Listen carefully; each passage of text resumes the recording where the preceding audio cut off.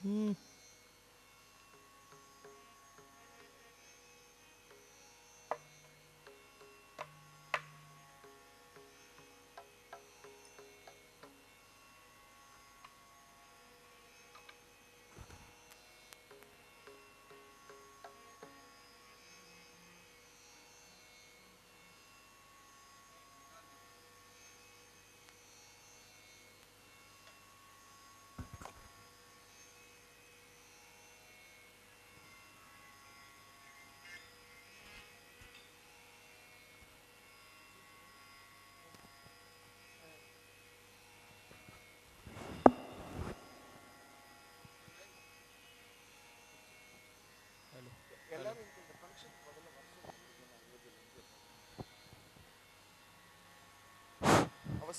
Hello பெரிய பெரிய ஆள் எல்லாரும் அவசரம் எல்லாரும் கொஞ்சம் ஹெல்ப் பண்ண சொல்லுங்க, அவ்வளோதான் விஷயம்.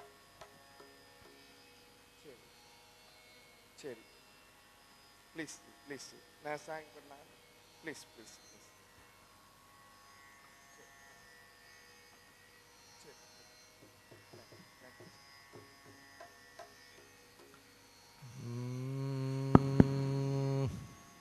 जानकी कांत स्मरणम जय जय राम राम. श्री प्रेमिक वरद भजन मंडलियोட जी शार्प करो.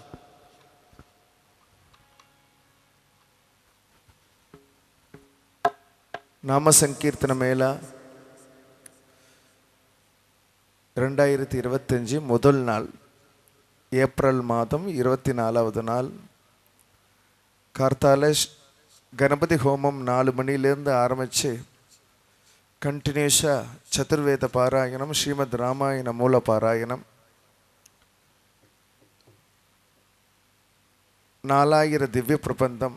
அதை தொடர்ந்து இப்போ மத்தியானம் 3:10 ஆயிடுத்து, 3:15 ஆயிடுத்து. இப்போது தியாகராஜ ராமாயணம் ஈரோடு பாகவத ஸ்ரீ பாலாஜி பாகவதருடைய சத்சங்கம். ஆங்காங்கே இருக்கக்கூடிய பக்த ஜனங்கள் இதை அவசியம் நம்மளுடைய ஸ்டேஜுக்கு வந்து இதை அனுபவிக்கணும்.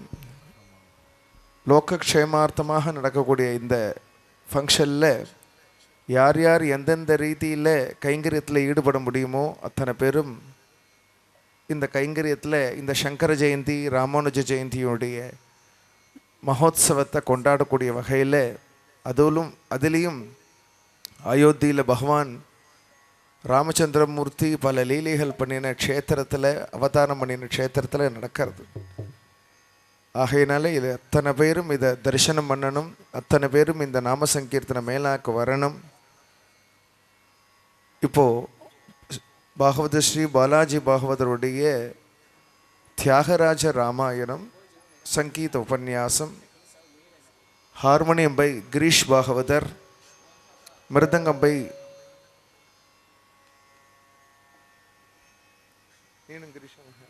ஹரிஷ் பாகவதர்.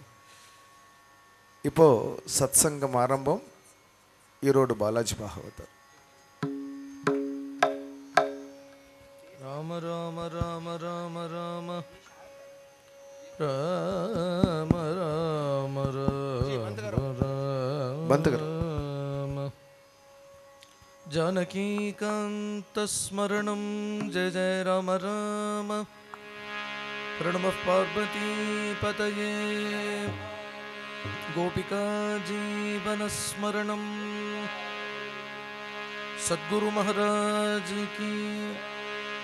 बोला पुंडलीक वरद हरि विठ्ठले आंजनेय स्वामिनः.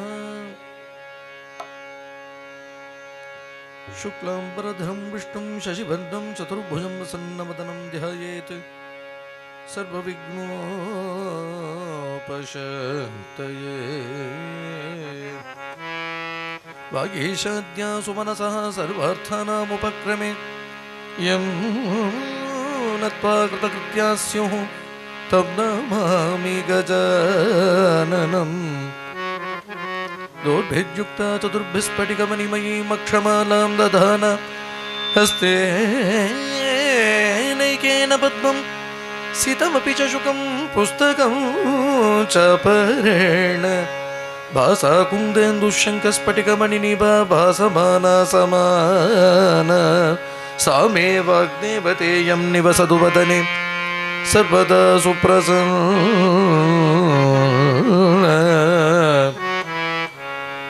कलये सुन्दराकारं सदैकप्रियदर्शनम् अज्ञाननाशकं देवं सद्गुरुं मुरलीधरं कूजन्तं राम रामेति मधुरं मधुराक्षरम्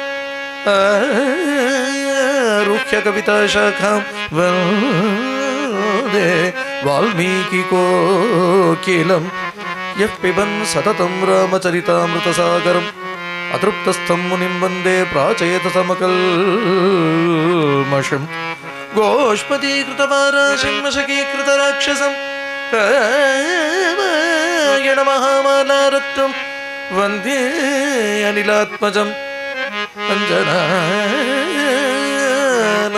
वीरं जानकीशोकनाशनं कपीशमक्षहन्तारं वन्दे लङ्का भयङ्करम्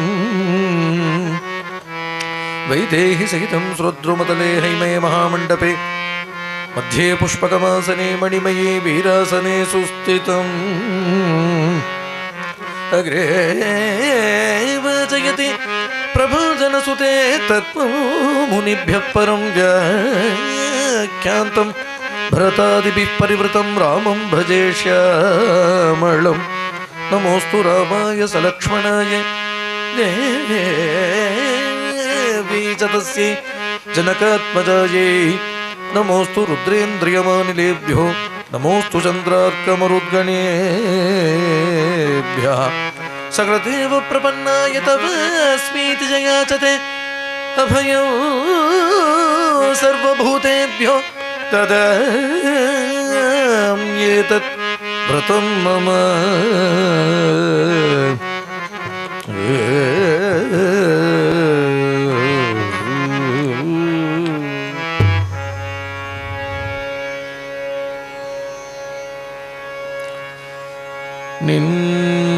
निन्ने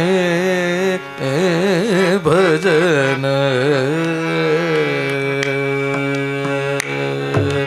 निन्ने भजन सेयुवडनो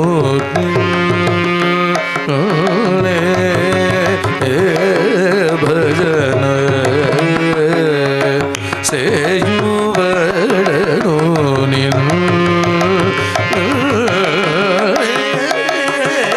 भजन सेयुवडनो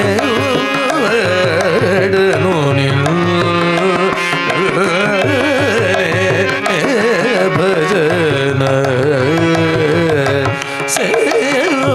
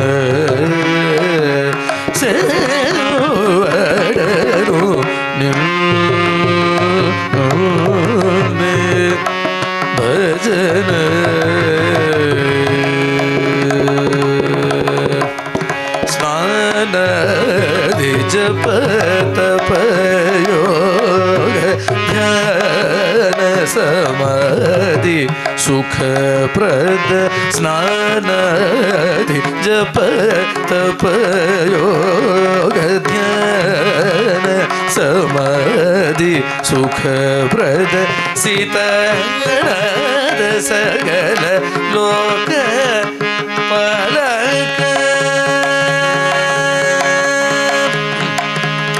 சீதநாத சகல லோகபாலக தியாகராஜனோத சீதநாத சகல லோகபாலக தியாகராஜனோத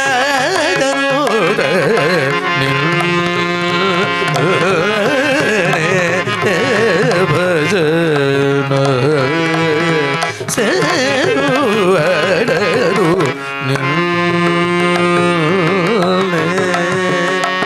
ಭಜನ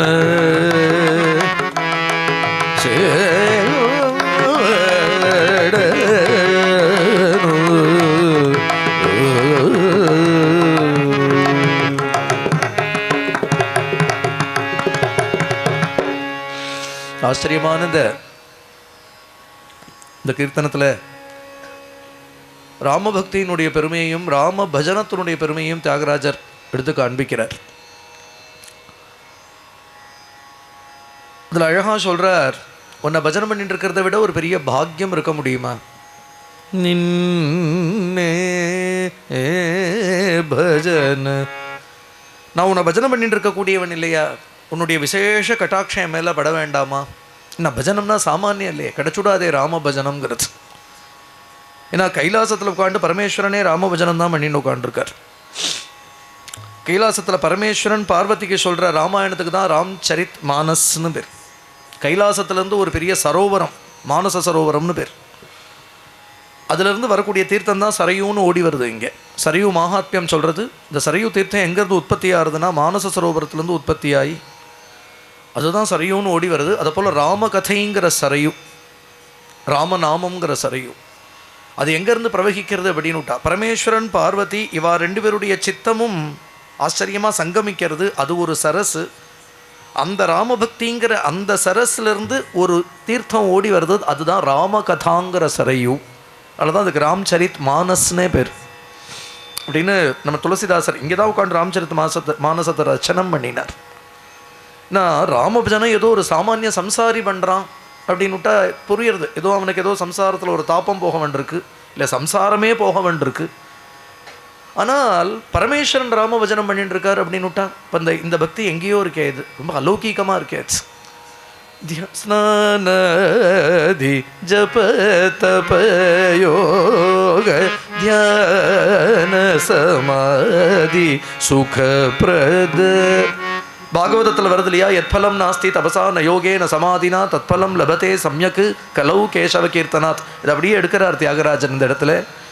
தியானாதி ஸ்நானாதி ஜப தப யோக தியான சமாதி சுகப்ரத ராமபஜனம். ஒரு கால் ஒருத்தன் யமனியம ஆசனம பிராணாயாம பிரத்யாகாரங்கிற அஷ்டாங்க யோகம் பண்ணினா கூட சித்திக்காதது ராமநாமத்தில் சித்திச்சுடும், ராம பஜனத்தில் சித்திச்சுடும் இல்லையா? அப்பேற்பட்டதான் இந்த ராம பஜனம் இல்லையா? அதனால அது பண்ண கிடைச்சதே அப்படிங்கிறார். அது எனக்கு பண்ண கிடைச்சதே. ராமனே நாத பிரம்மம், இந்த ராமனை சதா நாதத்தால் உபாசனம் என்ற பாக்கியம் எனக்கு கிடைச்சதே அப்படின்னு ஒரு கீர்த்தனத்தில் கொண்டாடுற. எனக்கு உன்னை பஜனம் என்ற பாக்கியம் கிடைச்சதே ராமா. ஏன்னா பக்தியிலேயே உபாசன ரூபமான ஒரு பக்தியும் உண்டு. நமக்கு தியாகராஜருடைய சரித்திரத்திலே பார்த்துட்டா ரொம்ப ஆச்சரியமாக தியாகராஜருக்கும் உபனிஷத் பிரம்மேந்திராள்னு ஒரு மகானுக்கும் ஒரு ஆச்சரியமான சமாகம், ஒரு சத்சங்கம் நடக்கும். உபனிஷத் பிரம்மேந்திராள் அப்படிங்கிற பெரியவரும் ரொம்ப பெரிய ராமபக்தர், தியாகராஜரும் பரம ராமபக்தர். ஆனால் இவ ரெண்டு பேர் பக்தியிலேயும் ஒரு என்ன வித்தியாசம் அப்படின்னுட்டா, உபனிஷத் பிரம்மேந்திராளுடைய பக்திங்கிறது யோகத்தை அங்கமாக கொண்ட பக்தி, ரொம்ப தபஸ் இருக்கும், யோகம் இருக்கும். தியாகராஜருடைய பக்திங்கிறது ரொம்ப பிரேம பக்தி. அழுவர், சிரிப்பர், கெஞ்சுவர், கொஞ்சுவர், மிஞ்சுவர், இதெல்லாம் தியாகராஜரோட பக்தி. இது கம்பீரமான பக்தி, இதுக்கு லலித பக்தி அப்படின்னு பேர். அப்போ தியாகராஜர் சொல்கிறார், ஒரு சமயம் அவள் ரெண்டு பேருக்குள்ளே ஒரு சம்பாஷணை ஏற்படுறது. அதில் ரொம்ப ஆச்சரியமான ஒரு ரசமான ஒரு சம்பவம். அது பின்னாடி ராமருடைய பாலலீலைகளை பார்க்குறதே நம்ம பார்ப்போம். அதை தியாகராஜர் சொல்கிறார், அப்படி எங்கேயாவது மூக்க பிடிச்சுன்னு எங்கேயாவது யமனியமாக ஆசனம்னு இங்கே போட்டு உட்காராமல், இல்லை சித்தத்தை ஒடுக்கி மனசை அடக்கி ஹிருதயத்தில் பிரகாசிக்கக்கூடிய ஆத்மஸ்வரூபந்தான் ராமன் ஏதோ ஒரு ஞான மார்க்கத்தில் உன்னை ஏதோ தியானம் பண்ணின்னு உட்காண்டிருக்காமல் உன்னை சதா பஜனம் பண்ணுற பாக்கியம் எனக்கு கிடைச்சதே. அதுக்கு ஒரு காரணமும் சொல்றார், நீ சாட்சாத் நாத பிரம்மம் இல்லையா அப்படின்னே ஒரு கீர்த்தனம் பாடியிருக்கார். நாத சூதாரசம் பில்லனு நாத சூதாரசம் பில்லனு நாத சூதாரசம் பிலனு நாத சூதாரசம் பிலனு நரகிருதி ஆயே பிரணவ நாத சூதாரசம் பிலனு நரகிருதி ஆயே பிரணவ நாத சூதாரசம் பிலனு.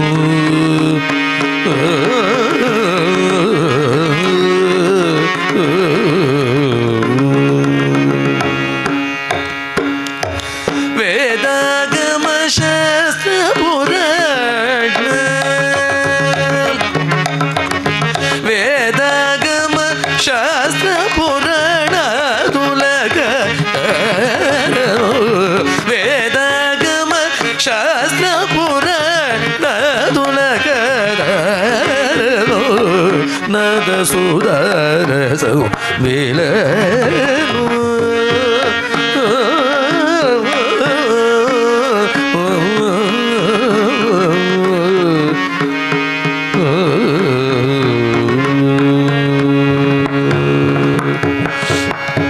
பிரணவநாத சுதாரசம்பிலனு நராக்கிருதி ஆயே. பிரணவநாத அமிர்த ரசமே ஒரு மனுஷ ரூபத்தை எடுத்துன்னு வந்துடுத்தே. தசரத ராஜகுமாரனா வந்துடுத்தே, கௌசல்யானந்தவர்தனா வந்துடுத்தே. யார் இங்கே ராமனா வந்திருக்கார் அப்படின்னுட்டா, பிரணவநாத அமிர்த ரசமே கோதண்டபாணின்னு ஒரு ரூபத்தை தரிசனம் வந்து கொடுத்தான் அப்படிங்கிறார். பிரணவநாத சுதாரசம்பிலனு நராக்கிருதி ஆயே. அந்த பிரணவம் எப்பேற்பட்டதுன்னா, பிரணவத்திலேருந்து தான் பூர்புவ ஸ்வகாங்கிற வியாகிருதிகள் வருது, அதிலிருந்து தான் காயத்ரி வருது, காயத்ரியிலிருந்து தான் வேதங்கள்லாம் வருது, வேதத்தை அனுசரித்து தான் ஸ்மிருதிகள் இதிகாச புராணங்கள்லாம் வருது. இத்தனைக்கு ஆதாரம் பிரணவம். வேதாகம சாஸ்திர புராண துலக நாத சுதாரசம் பிலனு. வேதம் ஆகமம் புராணம் இது அத்தனைக்கு ஆதாரம் பிரணவம். அந்த பிரணவமே என்னுடைய ராமன். இந்த கோதண்டத்தை வச்சுட்டு இப்படி நிற்கக்கூடிய அந்த ரூபம் இருக்கே, அது என்னன்னா பிரணவமே தான் அப்படி நிற்கிறதுங்க. பிரணவத்தோடைய ஸ்வரூபமே தான் அது. அது அழகாக இன்னும் ரொம்ப ரசமாக சொல்கிறார் சரணத்தில். ஸ்வரமூலரு நொக்கட்டி கண்டலு வரராகமு கோதண்டமு. ராமருடைய கோதண்டத்தில் ஒரு மணி கட்டியிருக்கும். எப்போவானும் ராமர் அப்படி ஒரு பிரதிஜை பண்ணினார், அதாவது ஒரு வாக்கு கொடுக்குறார். தண்டகாரண்யத்தில் இருக்கக்கூடிய ரிஷிகள் எல்லாம் பார்த்து சொல்கிறார், இந்த தண்டகத்தில் இருக்கக்கூடிய அத்தனை ராட்சசாலியும் சம்ஹாரம் பண்ணுவேன், இந்த தண்டக வனத்தை ராட்சசால நிர்மூலம் பண்ணி இந்த ஜனஸ்தானத்தை விஜனஸ்தானமாக பண்ணுவேன், உங்கள் தபஸை ரட்சித்து கொடுப்பேன் அப்படின்னு சொல்கிறதே அந்த மணி டங்குன்னு அடிக்கிறது. அப்படின்னா சத்தியம்னு அர்த்தம். அப்படி ஏதாவது ஒரு சத்திய பிரதிஜை பண்ணினாரானால் அந்த மணி அப்படி அடிக்குமா. அந்த கோதண்டத்தில் கட்டப்பட்டிருக்கக்கூடிய மணி அடிக்கடி காற்றுல அசைஞ்சதுனால் அதிலிருந்து ஸ்வரங்கள் கேட்கறதான் அதுதான் ஸ்வரம் அப்படின்னு விட்டார். ஒரு நாதம்னா ஒரு கீர்த்தனம்னா அதில் ஸ்வரம் வேணும், ராகம் வேணும், தாளம் வேணும் இல்லையா. எது ஸ்வரங்கள் அப்படின்னு விட்டா, ராமருடைய கோதண்டத்தில் கட்டப்பட்டிருக்கக்கூடிய மணி ஆடித்துனா ஸ்வரமா. ஸ்வரமூலாரு நொக்கட்டி கண்டலு. 6 நொக்கட்டினா 6 1 7ன்னு அர்த்தம். 7 ஸ்வரங்களும் ராமருடைய கோதண்டத்தில் கட்டப்பட்டிருக்கிற மணி ஆடினா கேட்கறதாம். வரராகமு கோதண்டமு. சரி, அப்படின்னா அந்த கோதண்டம் எதுனா, கோதண்டம் தான் ராகஸ்வரூபம் அப்படின்னு விட்டார். இந்த கோதண்டம் இருக்கிற அழகை பார்த்துருக்கேன். இப்படி கீழே இருந்து இப்படி வளைஞ்சு இந்த மத்திய பாகத்தில் இப்படி நின்று அப்புறம் இங்கேருந்து இப்படி போகும். இப்படி தான் ஒரு ராக சஞ்சாரமும் இப்படி தான் இருக்கணும். தூர நய தேசமும் திரிகுணமு. ஒரு ராகத்தை நல்லா விஸ்தாரமாக பாடணும், ரக்தியாக பாடணும், ஒரு சில இடத்துல கமக பிரயோகங்கள் இருக்கணும், ரவசங்கதிகள் பாடணும் அப்படின்னு அந்த ராகத்தை கையாளுறதுக்கு என்னென்ன விதம் உண்டோ இல்லையா, இதெல்லாம் சேர்ந்து அந்த ராக பாவம் தான் இந்த கோதண்டம்னு விட்டார். அப்போ கோதண்டத்தில் கட்டப்பட்டிருக்கிற மணி ஆடித்துனா ஸ்வரம், கோதண்டமே ராகஸ்வரூபம். சரி, தாளம் எதுனா நிரதகதி ஷரமூர. இங்கே கரண் இந்த வேகத்தில் ஓடுறானா, தூஷணன் இந்த வேகத்தில் ஓடுறானா, திரிசிரசி இந்த வேகத்தில் ஓடுறானான்னு ராட்சசால் எந்த வேகத்தில் ஓடுறாளோ அந்த வேகத்தை கால்குலேட் பண்ணி அடிக்கிறாரோ இல்லையோ, அதுதான் தாளம்னு விட்டார். Time in to distance is speed இல்லையா, அதுதான் தாளமா. நிரதகதி ஷரமூர அதுதான் திஸ்ரகதி மிஸ்ரகதி சதுஸ்ரகதி சரச சங்கதி சந்தர்ப்பமு களகிர முலுர. சரி, தாளம் போட்டுன்னு பாடிடுவா, ஸ்வரம் பாடிடுவா, பாட்டு கற்றுக்கிற குழந்தை கூட அதெல்லாம் பாடிடும். ஒரு சீசன்டு மியூசிஷியன் ஒருத்தனை எப்போ சொல்ல முடியும்? நல்லா சங்கீதம் கேட்குறவா வந்து முன்னாடி உட்காந்து கேட்குறா அப்படின்னா அவள் யாரை வித்வான்னு ஒத்துப்பான்னா அவங்கிட்ட இருந்து ஒரு சரச சங்கதி வந்து வேணும், அப்படி ஆஃப் ஹேண்டாக வேணும். அந்த வித்வான் கிட்டக்க அவனுடைய பிரயாசம் இல்லாமல் அந்த மியூசிக் அப்படி இன்டர்னலைஸ் பண்ணியிருந்தான்னா அவன்கிட்டக்க அது அவ்வளவு அழகாக அவனை அறியாமல் வெளிப்படணும். அப்படி ஒரு சங்கதி வந்து விழணும். அதுக்கு தான் அந்த ஒரு மேஜிக்கல் மொமெண்ட்டுக்கு தான் ரசிகாலாம் உட்காந்து காத்துருப்பா இல்லையா? அப்படி ராமர் கிட்டக்க அந்த சரச சங்கதி சந்தர்ப்பம் எதுங்கிறார். சரச சங்கதி சந்தர்ப்பமும் அது எதுனா களகிரமுலுரா. இப்போ ராமர் ஒரு வார்த்தை பேசினா சங்கதி பாடின மாதிரி இருக்கும். இங்கே வால்மீகி பூர்வ பாஷை, மிருது பாஷை, மதுரா பாஷைன்னா சொல்லிட்டு போகிறார் இல்லையா? இதை தியாகராஜர் இவ்வளவு அழகாக சொல்கிறார். பேசினா ஒரு சரச சங்கதி பாடின மாதிரி இருக்குமா. அப்புறம் பாடவும் பாடினார்னா எப்படி தான் இருக்குமோ தெரியல. தியாகராஜரி ஒரு கீர்த்தனத்தில் அழகாக ராமரிடத்துல சொல்கிறார் என்ன அப்படின்னா, ராமனை பார்த்து சொல்கிறார், காந்தர்வ வேதமாக இருக்கக்கூடிய சங்கீதத்தில் ராமர் சிரேஷ்டர்னு வால்மீகி ஒரு இடத்துல சொல்கிறார். சங்கீதம் அவ்வளோன்னா தெரியுமா?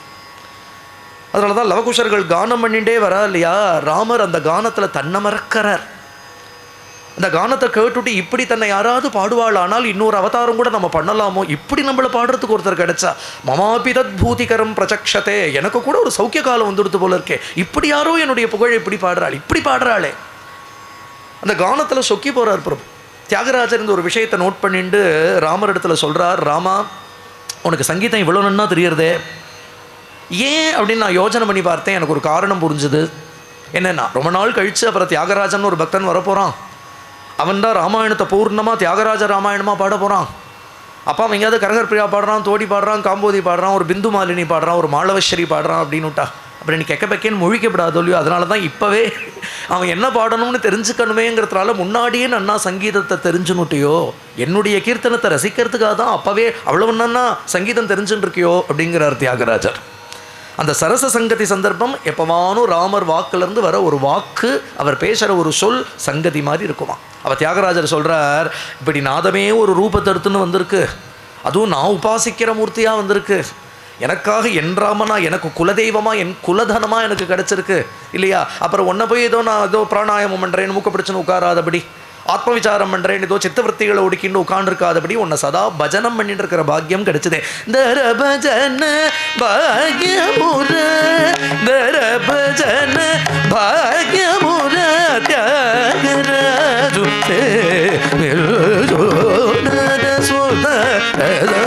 மேலனு நரகிருதி ஆயே பிரணவனத சோதரசோ மேலனு.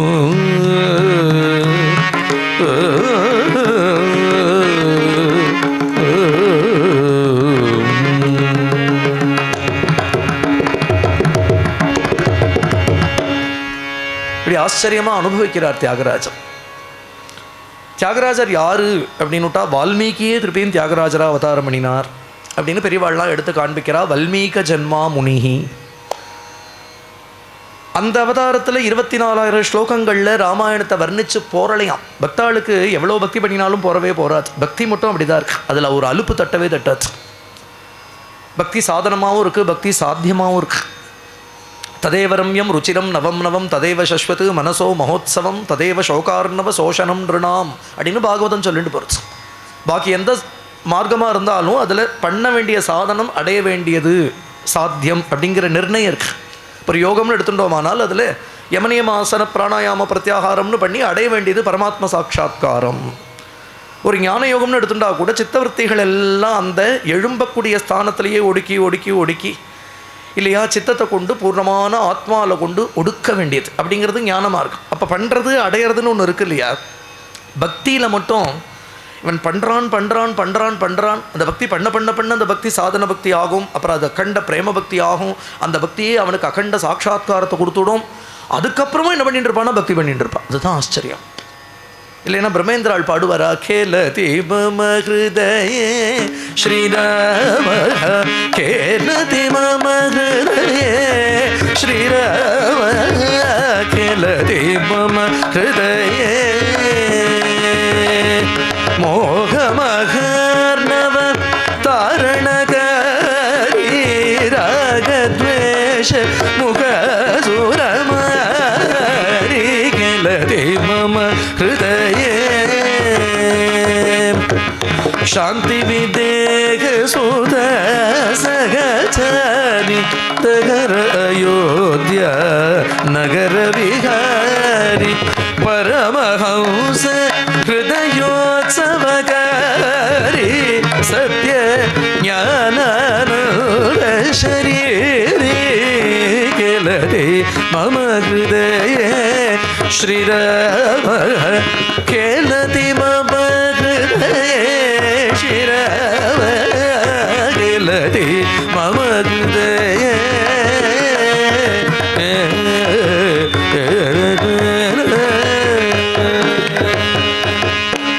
ஒரு பரமஹம்சரா இருக்கக்கூடிய அப்பேற்பட்ட ஞானியான பிரம்மேந்திராள் பாடுறார் பரமஹம்ச ஹிருதயோத்சவகாரி.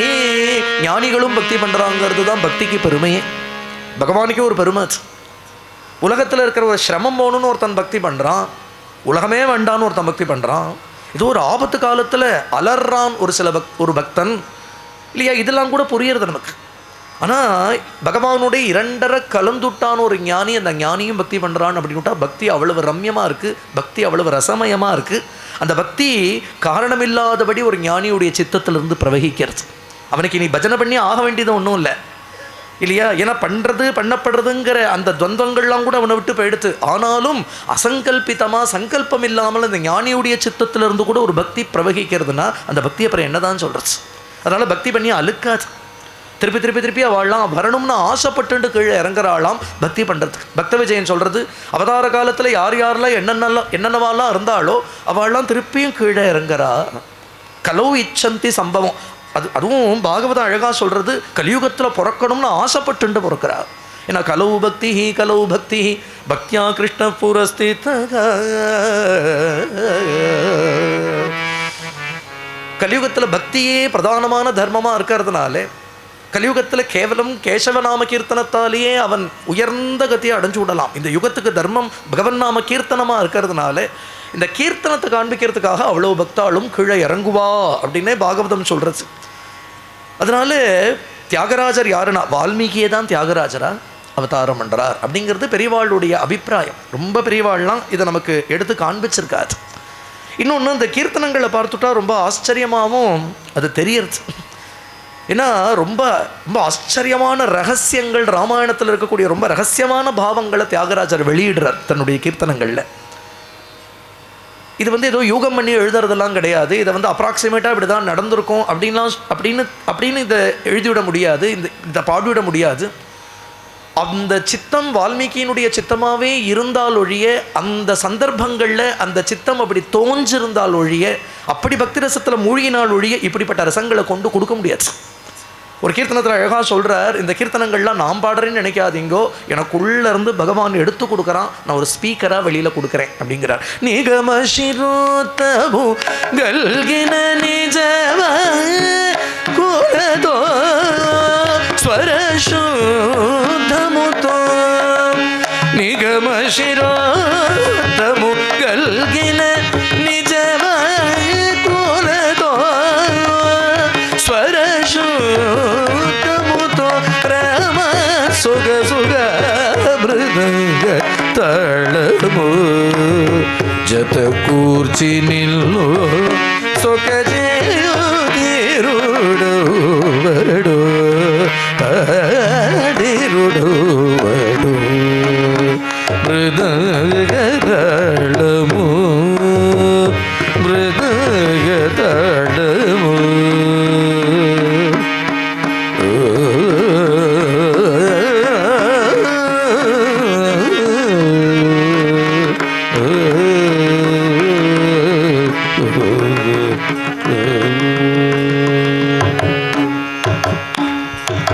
நிகம சிரோத்தமு கல்கின நிஜவாக்குலத்தோ ஸ்வரசுத்தமுதோ அப்படின்னார்.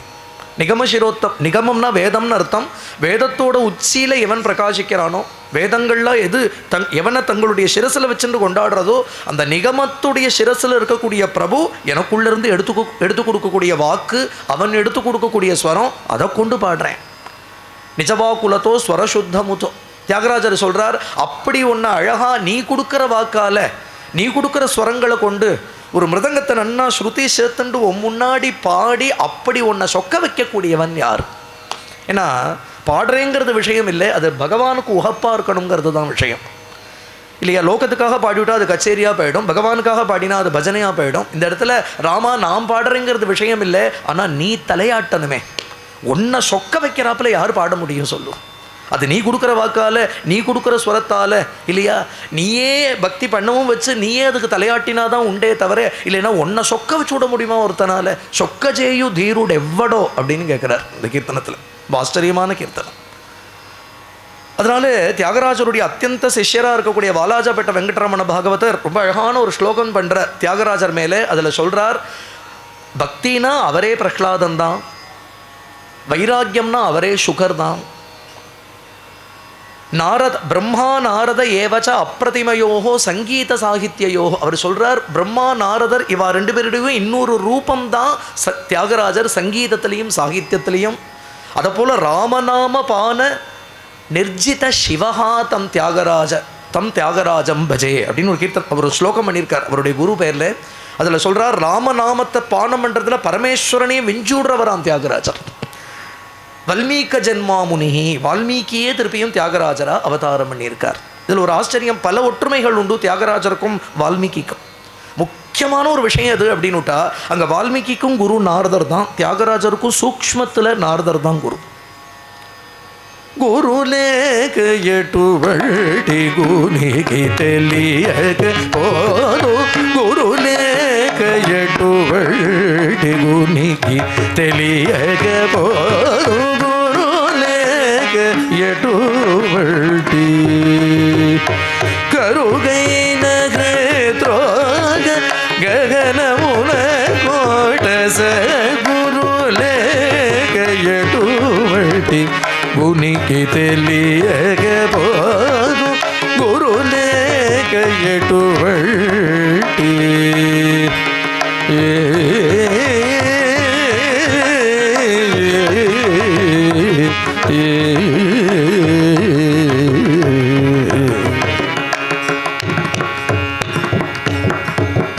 குரு இல்லாதபடி ஹிருதயத்தில் இருக்கக்கூடிய சம்சார தாபத்தை ஒரு குரு கிருபை இல்லாதபடி எவனால அழிச்சுக்க முடியும்?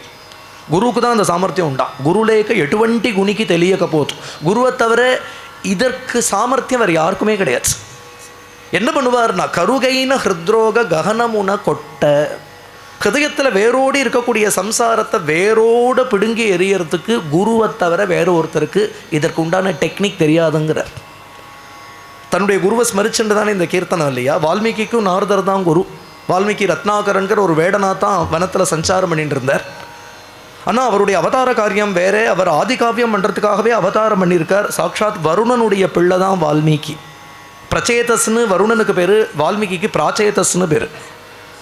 ஆதிகாவியம் பண்ணுறதுக்காக அவதாரம் பண்ணினவர். ஆனால் ஒரு சாப நிமித்தமாக வனத்தில் ஒரு சாதாரண குழந்தையாக கிடக்கார். ஒரு வேடுவ தம்பதியை எடுத்து வளர்த்துண்டு வர, தான் வருணனுடைய பிள்ளை, தான் ஆதிகாவியம் பண்ணுறதுக்கு தான் அவதாரம் பண்ணியிருக்கேன், இதெல்லாம் அவருக்கு தெரியவே தெரியாது. ஒரு சாதாரண வேடுவனை போல தான் வளர்ந்துட்டு வரார். அந்த சமயத்தில் நாரதர் இவரை தடுத்தாட்கொள்றதுக்காக அழகான ஒரு ரத்னமாலையை போட்டுட்டு அந்த வழியாக வரார். வேடுவாள்னா என்ன பண்ணுவான்னா, வேட்டையாடுவா, வழிப்பறி பண்ணுவா, இப்படி தான் அவளுடைய ஜீவனை நடக்கும். இப்படி ஜம்முன்னு ஜொலிக்கிற ஒரு ரத்னமாலையை போட்டுட்டு நாரதர் வரதை பார்த்த உடனே வால்மீகி, ரத்னாகரன், ஓய் ரிஷே, என்ன நீர் கழுத்தில் ரத்னமாலையை போட்டுட்டு வரீர்? நீரோ தரிச்சுன்னு இருக்கிறது ஒரு மர உரி, ஒரு ஜட்டாபாரம், கழுத்தில் ஒரு துளசி மாலை, உமக்கும் ரத்னஹாரத்துக்கும் சம்பந்தமே கிடையாது. ரத்னமாலையை வச்சுன்னு நீர் என்ன பண்ண போறீர்? கொடு அந்த ரத்னமாலையை அப்படிங்கிற. நாரதர் சொன்னார், அப்பா ரத்னமாலையை கொடுக்கறத பற்றியும் ஒன்றும் இல்லை, அதை விட கொடுக்கறதுக்கு ஒரு பெரிய ரத்னம் வச்சுன்னு இருக்கேன், அது அப்புறமா கொடுக்குறேன். சரி, இந்த ரத்னத்தை கொண்டு போய் என்ன பண்ணுவேனே? எங்கள் ஆற்றுல கொடுப்பேன் சுவாமி. பிரத்யக்ஷமான அனுபவம், பிரத்யக்ஷமான ஆனந்தம் எதுன்னா, நான் கொண்டு போய் என் மனைவியிட்ட கொடுத்தா அவள் முகத்தில் ஒரு புன்னகை வருமே, அதுதான் இதை விட பெரிய நகை எனக்கு. குடும்பத்தில் இருக்கிறவா சந்தோஷப்படுவா, என் மனைவி சந்தோஷப்படுவா, வீட்டில் எல்லாரும் சௌக்கியமாக இருப்பா. இதுதான் பிரத்யக்ஷமாக நான் பார்க்குற சந்தோஷம். நீர் சொல்கிற ஈகம் பரம் சொர்க்கம் நரகம் அதெல்லாம் எனக்கு தெரியவே தெரியாது. இதை கொண்டு இப்போ நான் கொடுத்தேன்னா அவள் கிட்டக்க வர சந்தோஷம் இருக்கே அது ஒன்று போகும். அதுக்காக நான் என்ன வேணாலும் பண்ணுவேன். கொடு அந்த நகையை. தனுவு சுதனதரதயத பாந்தவுலு ஜதிஞ்சி சதரு. கீர்த்தனமே அப்படியே அமையிறது. நம்ம ஒன்றும் இதில் புதுசாக சேர்க்கவே வேண்டாம். வால்மீகி சரித்திரம் மாதிரியே இருக்கு. நாரதர் சொன்னார், நீ ரொம்ப ஆசையாக கொண்டு கொடுக்கறதெல்லாம் உன்னோட பங்கு போட்டுக்கிற, அதெல்லாம் வாஸ்தவம் தான். இதில் ஒரு பாப்பம்னு ஒன்று வருமே. ஏன்னா நீ பாப்பம் பண்ணி ஒருத்தங்கிட்ட அடிச்சு பிடிங்க தானே வாங்கிட்டு போகிறேன். அதில் பாப்பம்னு ஒன்று வருமே. ஒரு கால் அந்த பாப்பம்னு ஒன்று இருக்குன்னு வச்சுக்கோ. நீ நம்பலை வேறு விஷயம். அதுக்கு ஏதோ நரக்கம்னு ஒன்று சித்திக்க போகிறதுன்னு வச்சுக்கோ. அவளும் அதை உன்னோட பங்கு போட்டுப்பாளான்னு கேட்டுடுவா. உங்ககிட்ட அவ்வளோ பிரியா இருக்கு இல்லையா அவளுக்கெல்லாம். நீ கொண்டு கொடுக்குற எல்லாத்தையும் உன்னோட சௌக்கியத்தை எல்லாம் பங்கு போட்டுக்கிறா இல்லையா. ஒரு கால் அந்த சிரமம் ஏற்படுமானால், நரக்கம்னு ஒன்று சித்திக்குமானால், இதை பங்கு போட்டுக்கிறாவா அதையும் பங்கு போட்டுப்பாளான்னு போய் கேட்டுடுவா அப்படின்னார். உடனே இந்த நாரதரை கட்டி போட்டுவிட்டு இவன் கிரகத்துக்கு போகிறான். அப்பாட்ட கேட்குறான், அம்மாட்ட கேட்குறான். யாவத் வித்தோபார்ஜன சக்தா தாவன் நிஜ பரிவாரோ ரக்தா அப்படின்னார் ஆச்சாரியால். பஜகோவிந்தத்தில் அழகாக சொல்கிறார், நீ சம்பாத்தியம் பண்ணி உன்னால் ஒரு பிரயோஜனம் இருக்கிற வரைக்கும் இந்த கிரகத்தில் எல்லாரும் உன்னை குசல பிரச்சனை பண்ணிட்டு இருப்பா. சௌக்கியமாரு, ஜாக்கிரதையாரு, உடம்பு ஜாக்கிரதையாக பார்த்துக்கோ, வேலைக்கு சாப்பிடு, வேலைக்கு தூங்கு. இது அத்தனையும் எதனாலேனா உன்னால் ஒரு கீரைக்கட்டானும் வாங்கிட்டு வரதுக்கு பிரயோஜனம் இருக்கான். அப்படி இல்லைன்னா யாரும் மதிக்க மாட்டான் இல்லையா. எல்லாரும் சொல்லிட்டா, உத்தியோகம் பண்ணி எங்களை காப்பாற்ற வேண்டிய பொறுப்பு உனக்கு. இதில் நீ புண்ணியம் பண்ணுறியோ பாப்பம் பண்ணுறியோ தெரியாது, அதுக்கெல்லாம் நாங்கள் ஜவாப்தாரி ஆக முடியாதுன்னு சொல்லிட்டா. இதைத்தான் தியாகராஜர் சொல்கிறார், தனுவு சுதன தார தாயத பாந்தவுலு ஜதிஞ்சி செதரு. எல்லாத்தையும் விட்டுடுன்னு ஒரு குரு சொல்ல மாட்டார். ஆனால் என்ன பண்ணுவார்னா, ஹிருதயத்துக்குள்ளே இருந்து உனக்கு தத்துவத்தை உபதேசம் பண்ணுவார், உனக்கு யதார்த்தத்தை காண்பிச்சு கொடுப்பார், உன்னை அசத்தியத்திலிருந்து பிரித்து சத்தியத்தில் கொண்டு சேர்த்து விடுவார். தத்துவபோதன ஜேசிக படு தியாகராஜ துடரு.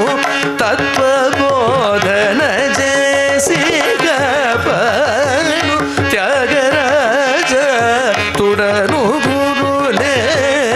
ఎటువంటి గునికి తెలియకపోను గురుదేక ఎటువంటి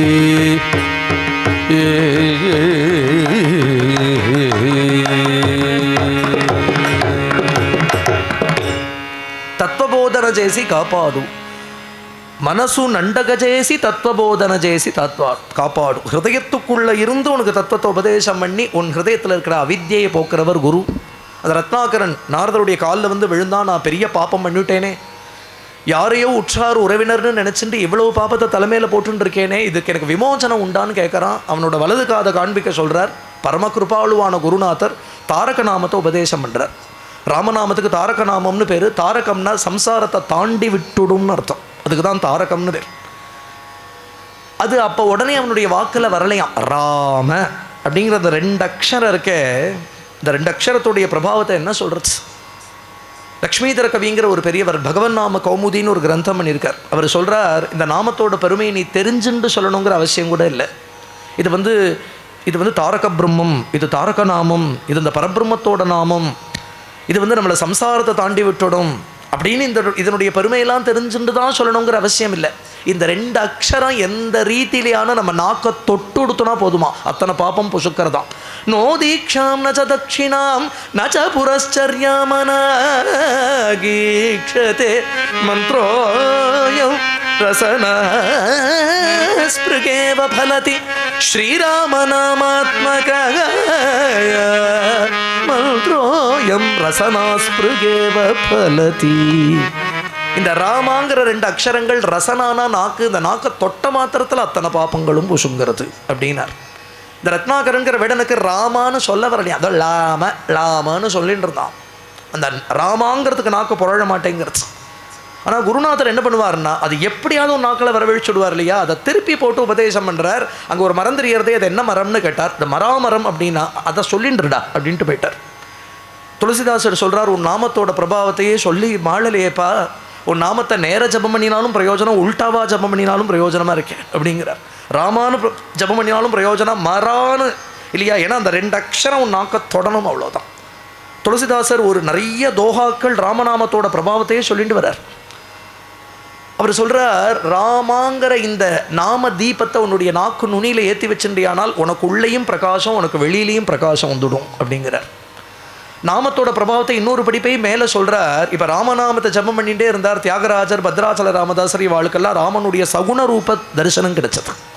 தியாகராஜருக்கே தரிசனம் கிடைச்சப்போ ராமரூபத்தை தரிசனம் பண்ணி பாடின கீர்த்தனம் தான், பார்த்து பாடின கீர்த்தனம் தான் பால கனகமயச்சல சுஜன பரிபால ஸ்ரீரமானோல வித்ருத சரஜால சுபத கருணால பால கணநீல யவன மாலிகா பரண ஏன நீ தய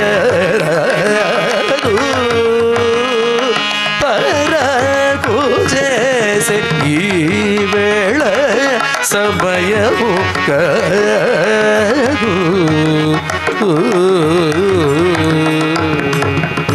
ராமனை பார்த்து பாடின கீர்த்தனம் சாட்சாத்காரா ஏற்படுறது. அதுவும் விஸ்வாமித்திரர் பெண்ணோட யஜ்ய சம்ரக்ஷணத்துக்கு எந்த கோலத்தில் போகிறாளோ அந்த கோலத்தில் தரிசனம். அதனால தான் பால அப்படின்னு ஆரம்பிக்கிறது.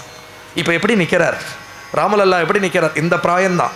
இப்படி தானே பெண்ணோட போனார். ஊனஷோடச வருஷமே ராமோ ராஜீவலோச்சனஹான்ங்கிறாரே. 16 வயசு கூட என் குழந்தைக்கு ஆலையே, அந்த குழந்தையை யஜ்ய சம்ரக்ஷணத்துக்கு கூட்டின்னு போகிறேளே, ராட்சசாவோட வதம் பண்ணுறதுக்கு யுத்தம் பண்ணுறதுக்கு கூட்டின்னு போகிறேளே அப்படின்னு தசரதர் சொல்கிறாரு. இந்த பிராயம் பால கனகமயச்சேல, கனகமயமான வஸ்திரம் தரிச்சுன்னு இருக்கார். சுஜன பரிபால, இப்போ ரிஷிகளுடைய யஜ்யத்தை சம்ரட்சித்து அவளை பரிபாலிக்கிறதுக்காக போகிறதுனால சுஜன பரிபால. இன்னொன்று, சீதா கல்யாணம்ங்கிறது உங்கள் அல்டீரியர் மோட்டிவ். அது வெளியில் தெரியாதே தவிர சீதா கல்யாணத்துக்கு தான் அந்த யாத்திரையே நடக்கிறது. அதனால தான் ஸ்ரீ ரமா லோலா. இந்த இடத்துல இந்த லௌல்யம் ஏன் சொல்லப்படுறது? இந்த இடத்துல லோலான்னு ஏன் சொல்லணும்? ரமா சகிதான்னு சொல்லலாமே. ஆனால் இங்கே யஜ்ய சம்ரக்ஷணத்துக்காக போகிற கோலத்தில் தானே தரிசனங்கிறதுனால ஸ்ரீ ரமா லோலா. எதுக்கு சொல்ல வரேன்? இந்த ராமநாமத்தை ஜபம் பண்ணியே சகுண சாட்சா்காரமும் ஏற்படுறது. சகுணம்னா பகவானுடைய ஆச்சரியமான ரூபத்தோட பகவான் அங்கே பிரகடனமாறான் இல்லையா?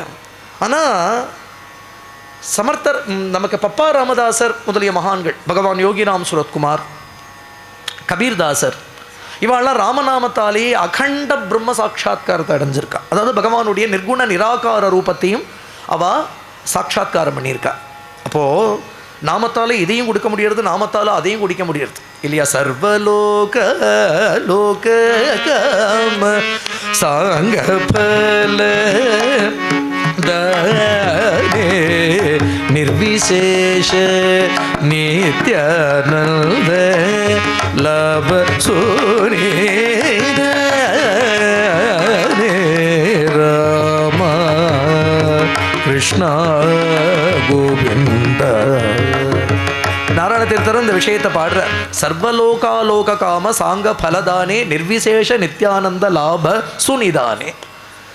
நாமத்தால் ரெண்டையும் கொடுக்க முடியும். பகவானுடைய அப்ராக்கிருதமான நாமரூப குணங்கள் நமக்கு இருக்க மாதிரி பிராகிருதமான நாமரூப குணங்கள் கிடையாது பகவானுடையது. ஆனால் அப்படிப்பட்ட ஒரு சின்மயமான நாமரூபத்தோடு பகவானை பார்க்கணும்னா அப்படி பகவானுடைய சகுணரூபத்தையும் கொண்டு நம்ம முன்னாடி நிறுத்துறது. நிர்குண நிராகார பிரம்மத்தில் ஒடுங்கணும்னா நிர்குண நிராகாரத்திலையும் கொண்டு நம்ம சித்தத்தை ஒடுக்கிறது. துளசிதாசர் சொல்கிறார், அப்படின்னா சகுண நிர்குணங்கிற ரெண்டுக்கும் அப்பாற்பட்டது தானே பகவன் நாமா. ஏன்னா அந்த நாமா நினச்சா உனக்கு சகுண சாட்சா்காரத்தையும் கொடுக்கறது, உனக்கு நிர்குண சாட்சா்காரத்தையும் கொடுக்கறதுனா ரெண்டையும் தன் வசத்தில் வச்சுருக்குன்னா அப்போ நாமம் இது ரெண்டை விட ஒசத்தி தானே. அப்படிப்பட்ட நாமத்தை உபதேசம் பண்ணிவிட்டு கிளம்பிவிட்டார். அதுதான் குரு பண்ணுற கிருப்பை. அன்னைக்கு தபஸில் உட்காண்டவர் தான் வேடனா தபஸில் உட்காண்டார். எழுந்துக்கிறதே பிரம்மரிஷியாக தான் எழுந்துட்டார் அவர். பகவன் நாம போதேந்திர சுவாமிகள் ராமநாம சித்தாந்தம் பண்ணி கொடுக்குறா இல்லையா? நீ காலம்பரமே நம்ம பஜனையில் அதானே ஸ்மரித்தோம். நமக்கு நாம சித்தாந்தம் பண்ணி கொடுத்துருக்கா. அதனால தான் நாமசங்கீர்த்தனங்கிற பாட்டையில் தைரியமாக எல்லோரும் பயின்றிருக்கோம். ஏன்னா சாஸ்திர பிரமாணங்களை காண்பிச்சு பகவன் நாம கீர்த்தனங்கிறது விகிதமான தர்மங்கிறத நமக்கு எடுத்து காண்பிச்சிருக்கா. அதில் பகவன் நாம போதேந்திராள் சொல்கிறார், விஸ்வாமித்திரரையும் வால்மீகியையும் ஒரு கம்பேரிசன் பண்ணுறாருங்க. விஸ்வாமித்திரருக்கு இந்த பிரம்மரிஷி ஆகிறதுக்கு எத்தனை சிரமப்படுன்றது. இந்த அதுவும் வசிஷ்டர் வாயால் பிரம்மரிஷின்னு பட்டம் வாங்கிறதுக்கு அவர் பட்ட பாடு, அவர் படுத்தின பாடு ரெண்டும் இருக்கு. அதுக்கு அவர் ரொம்ப சிரமப்பட்டார். ரொம்ப கீழே விழுந்து எழுந்து தபசு பண்ணுவார், கீழே விழுந்துடுவார், தபசு பண்ணுவார், கீழே விழுந்துடுவார். காமத்தில் போயிடும், கோபத்தில் தபசு போயிடும், அனுகிரகம் பண்ணுறேங்கிறதுல தபசு போயிடும். ஆனால் இங்கே வால்மீகி வேற ஒரு பிரயாசப்படலை. குரு கிருபை, பகவன் நாமா, உட்காண்டார். எழுந்துக்கிறதே பிரம்மர்ஷியாக தான் எழுந்துண்டார். அங்கே ஒரு கால் நாமத்தையும் குரு கிருபையையும் ஆசிரியிச்சிருந்தா அங்கே அத்தனை பரிசிரமம் அவர் பட்டிருக்க வேண்டாமே அப்படின்னு போதேந்திரால் இதை எடுத்து காண்பிக்கிறார். வால்மீகி தபசெல்லாம் முடிச்சுண்டு அப்படி எழுந்துக்கிறதே ஒரு புத்துலேருந்து எழுந்துண்டார். ஏன்னா சரீரத்தில் புத்து கட்டி எடுத்து வல்மீகம்னு புத்துக்கு பேர். பிரம்மா அந்த புத்தில் அந்த தன்னுடைய கமண்டலு தீர்த்தத்தை புரோட்சிச்சார். புத்து கலைஞ்சது. அப்படி வெளியில் வரத்தையே பிரம்மர்ஷியாவே வந்தார்.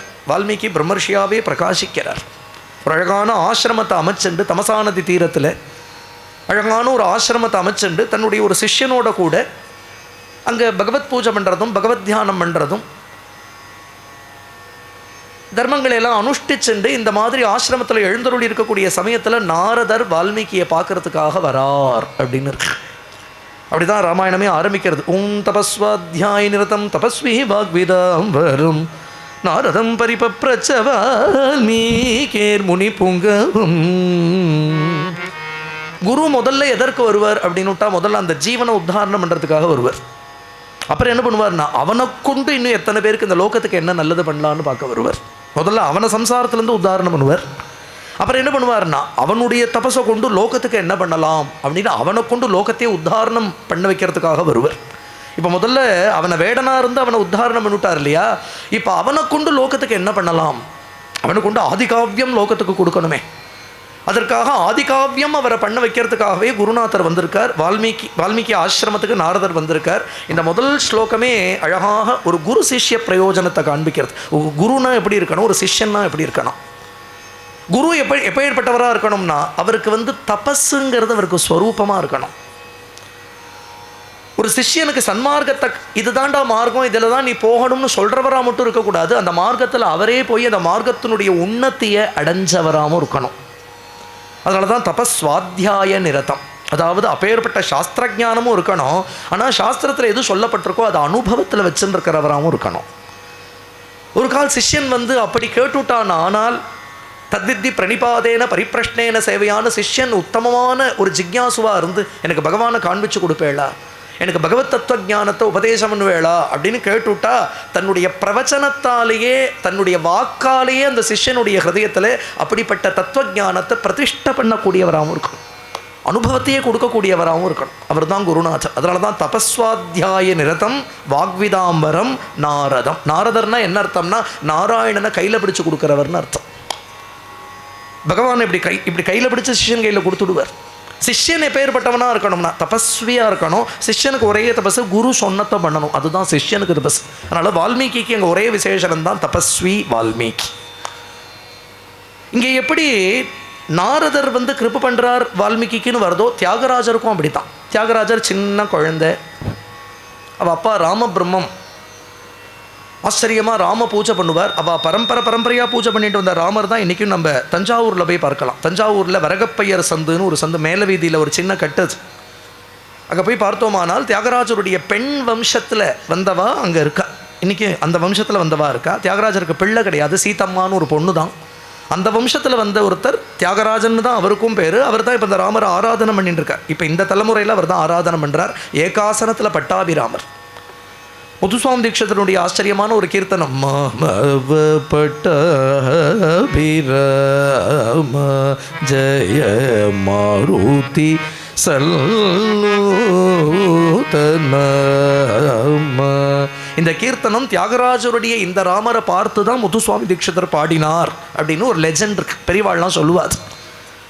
ஏகாசனத்தில் இங்கே ஹனுமான் பாத சேவை பண்ணிட்டு இருப்பார். பரதலட்சுமண சத்ருக்னாலாம் சத்திரச்சாமர உபச்சாரம் பண்ணிட்டு இருக்க வாமாங்கஸ்தித ஜானகி தன்னுடைய வாமபாகத்தில் மடியில் தாயாரை உட்காத்தி வச்சுட்டு ஏகாசனத்தில் பட்டாபிராமமூர்த்தி ஆச்சரியமாக இருப்பார். ராமபிரம்மம் இவாள்லாம் திருவாரூர்லேருந்து அப்புறம் திருவையாருக்கு வந்துவிட்டா. திருவாரூரில் தான் கொஞ்ச நாள் இருந்தால். தியாகராஜர் அவதாரம்னது திருவாரூரில் தான். திருவாரூரில் இருக்கக்கூடிய சுவாமிக்கும் தியாகராஜர்னு பேர், சிவனுக்கு. திருவாரூரில் இருக்கிற அம்பாளுக்கு கமலாம்பாள்னு பேர். தியாகராஜருடைய பத்திக்கு கமலாம்பாள்னு பேர்.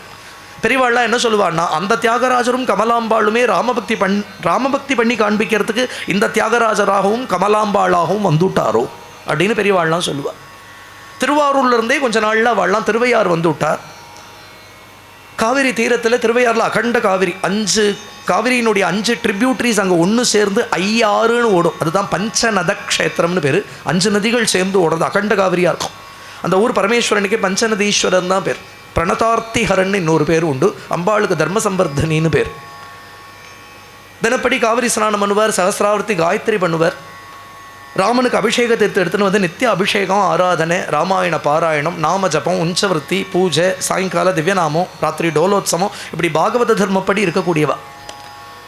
ராமபிரம்மே அப்படி மகா தேஜஸ்வியாக இருப்பார், மகாபாவுக்கர், ராமாயணத்திலேயே முங்கி எழுந்துக்கிறவர். ஏதோ ஒரு பாவத்திலேயே தான் எப்போவுமே ராமபக்தியில் இப்படியே ஒரு பாவத்தில் சஞ்சாரம் பண்ணிகிட்டே இருக்கக்கூடியவர். அதனால் அப்பா பண்ணுற பக்தியை பார்த்து எப்படி ஆண்டாளுக்கு பெரியாழ்வாருடைய பக்தியை பார்த்தே அப்படி ஒரு பக்தி வந்ததோ, அதை போல் ராமபிரம்மத்துடைய பக்தி தான் தியாகராஜர் அப்படி இன்ஸ்பயர் பண்ணுறது. ஒரு நாள் ராமபிரம்மம் பூஜையை முடிச்சுட்டு சங்கீத சேவாமவதாரைய ஷோடச உபசாரம் பண்ணணும் பெருமாளுக்கு இல்லையா. அதில் ஒன்று சங்கீத சேவை, அதில் பெருமாளுக்கு பாடணும். பத்ராச்சல ராமதாசருடைய கீர்த்தனங்கள், புரந்தரதாசருடைய கீர்த்தனங்கள்லாம் பாடுவாராம் ராமபிரம்மம். தம்புரா மீட்டுண்டு அழகாக அப்படி பாடுறார். அன்னைக்கு பாட ஆரம்பிக்கிறதுக்கு அப்படி ஸ்ருதி சேர்த்துக்கிறதையே தியாகராஜர் பார்த்துட்டே இருக்கார் இல்லையா. சின்ன குழந்தை தியாகராஜர். அவள் அப்பாட்ட சொல்கிறது, அப்பா நான் பாடுறேனே. அவள் அப்பா பார்க்குறா, இந்த குழந்தைக்கு இன்னும் வித்யாபியாசம் கூட ஆரம்பிக்கலையே, இந்த குழந்தைக்கு இன்னும் முறையான சங்கீதம்லாம் நம்ம சொல்லி வைக்கலையே, என்ன பாட போகிறான் அந்த குழந்தை? ஏதாவது பக்கத்தாத்து பாகவதர் நாமாவளி பாடியிருப்பார், அதை ஏதாவது கேட்டு மனப்பாடம் பண்ணி வச்சுட்டு பாடுறானோ, அவ்வளோதானே ஒரு குழந்தைகிட்ட எதிர்பார்க்க முடியும். ஒரு குழந்தை ஒரு கீர்த்தனை ரச்சனை பண்ண போகிறதுனா அவள் அப்பா எதிர்பார்ப்பா? அவள் அப்பா ஸ்ருதி மீட்டு இந்த ஸ்ருதிக்கு பாடு அப்படிங்கிறார். அந்த குழந்தை அழகாக அந்த ஸ்ருதிக்கு சேர்த்துண்டு முதல் கீர்த்தனம். எப்படி வால்மீகிக்கு முதல்ல ஒரு ஸ்லோகம் வருது இல்லையா, அவர் அறியாது ஒரு ஸ்லோகம் வருது அப்படின்னு இப்போ பார்க்க போகிறோமோ, அதுபோல் முதல் கீர்த்தனம் நமோ நமோ ராகவய தனீஷம் நமோ நமோ ராகவய தனீஷம் நமோ நமோ ராகவய தனீஷம் நமோ நமோ ராகவய சுகனுதய தீன பந்தவே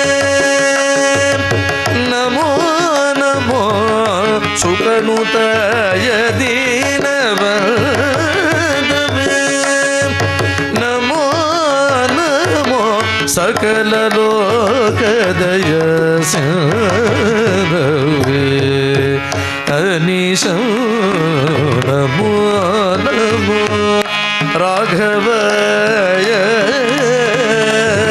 அனீஷம் நமோ நமோ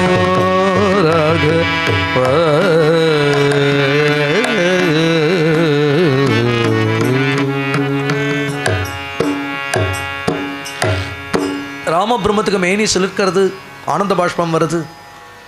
தனக்கப்புறம் இந்த ராமரை யார் பூஜை பண்ண போகிறா, தன்னை போல ராமனை யார் இப்படி கொண்டாட போகிறான்னு தவிச்சுன்னு இருந்தார் ராமபிரம்மம். இந்த குழந்தை முத்தா ஒரு கீர்த்தனம் யார் சொல்லி கொடுத்து வருமா அந்த பக்தி பதங்கள்லாம் அப்படி வந்து விழுந்திருக்கு. அந்த குழந்தைகிட்ட இருந்து அந்த குழந்தை அறியாதபடி அப்படி ஒரு கீர்த்தனம். பதப்பிரயோகங்கள்லாம் அவ்வளவு அழகாக இருக்கு. நூதன நவநீத பக்ஷினே பூதலாதி சகல சாட்சினே சுகநூதாய தீனபந்தவே சகலலோக தயாசிந்தவே.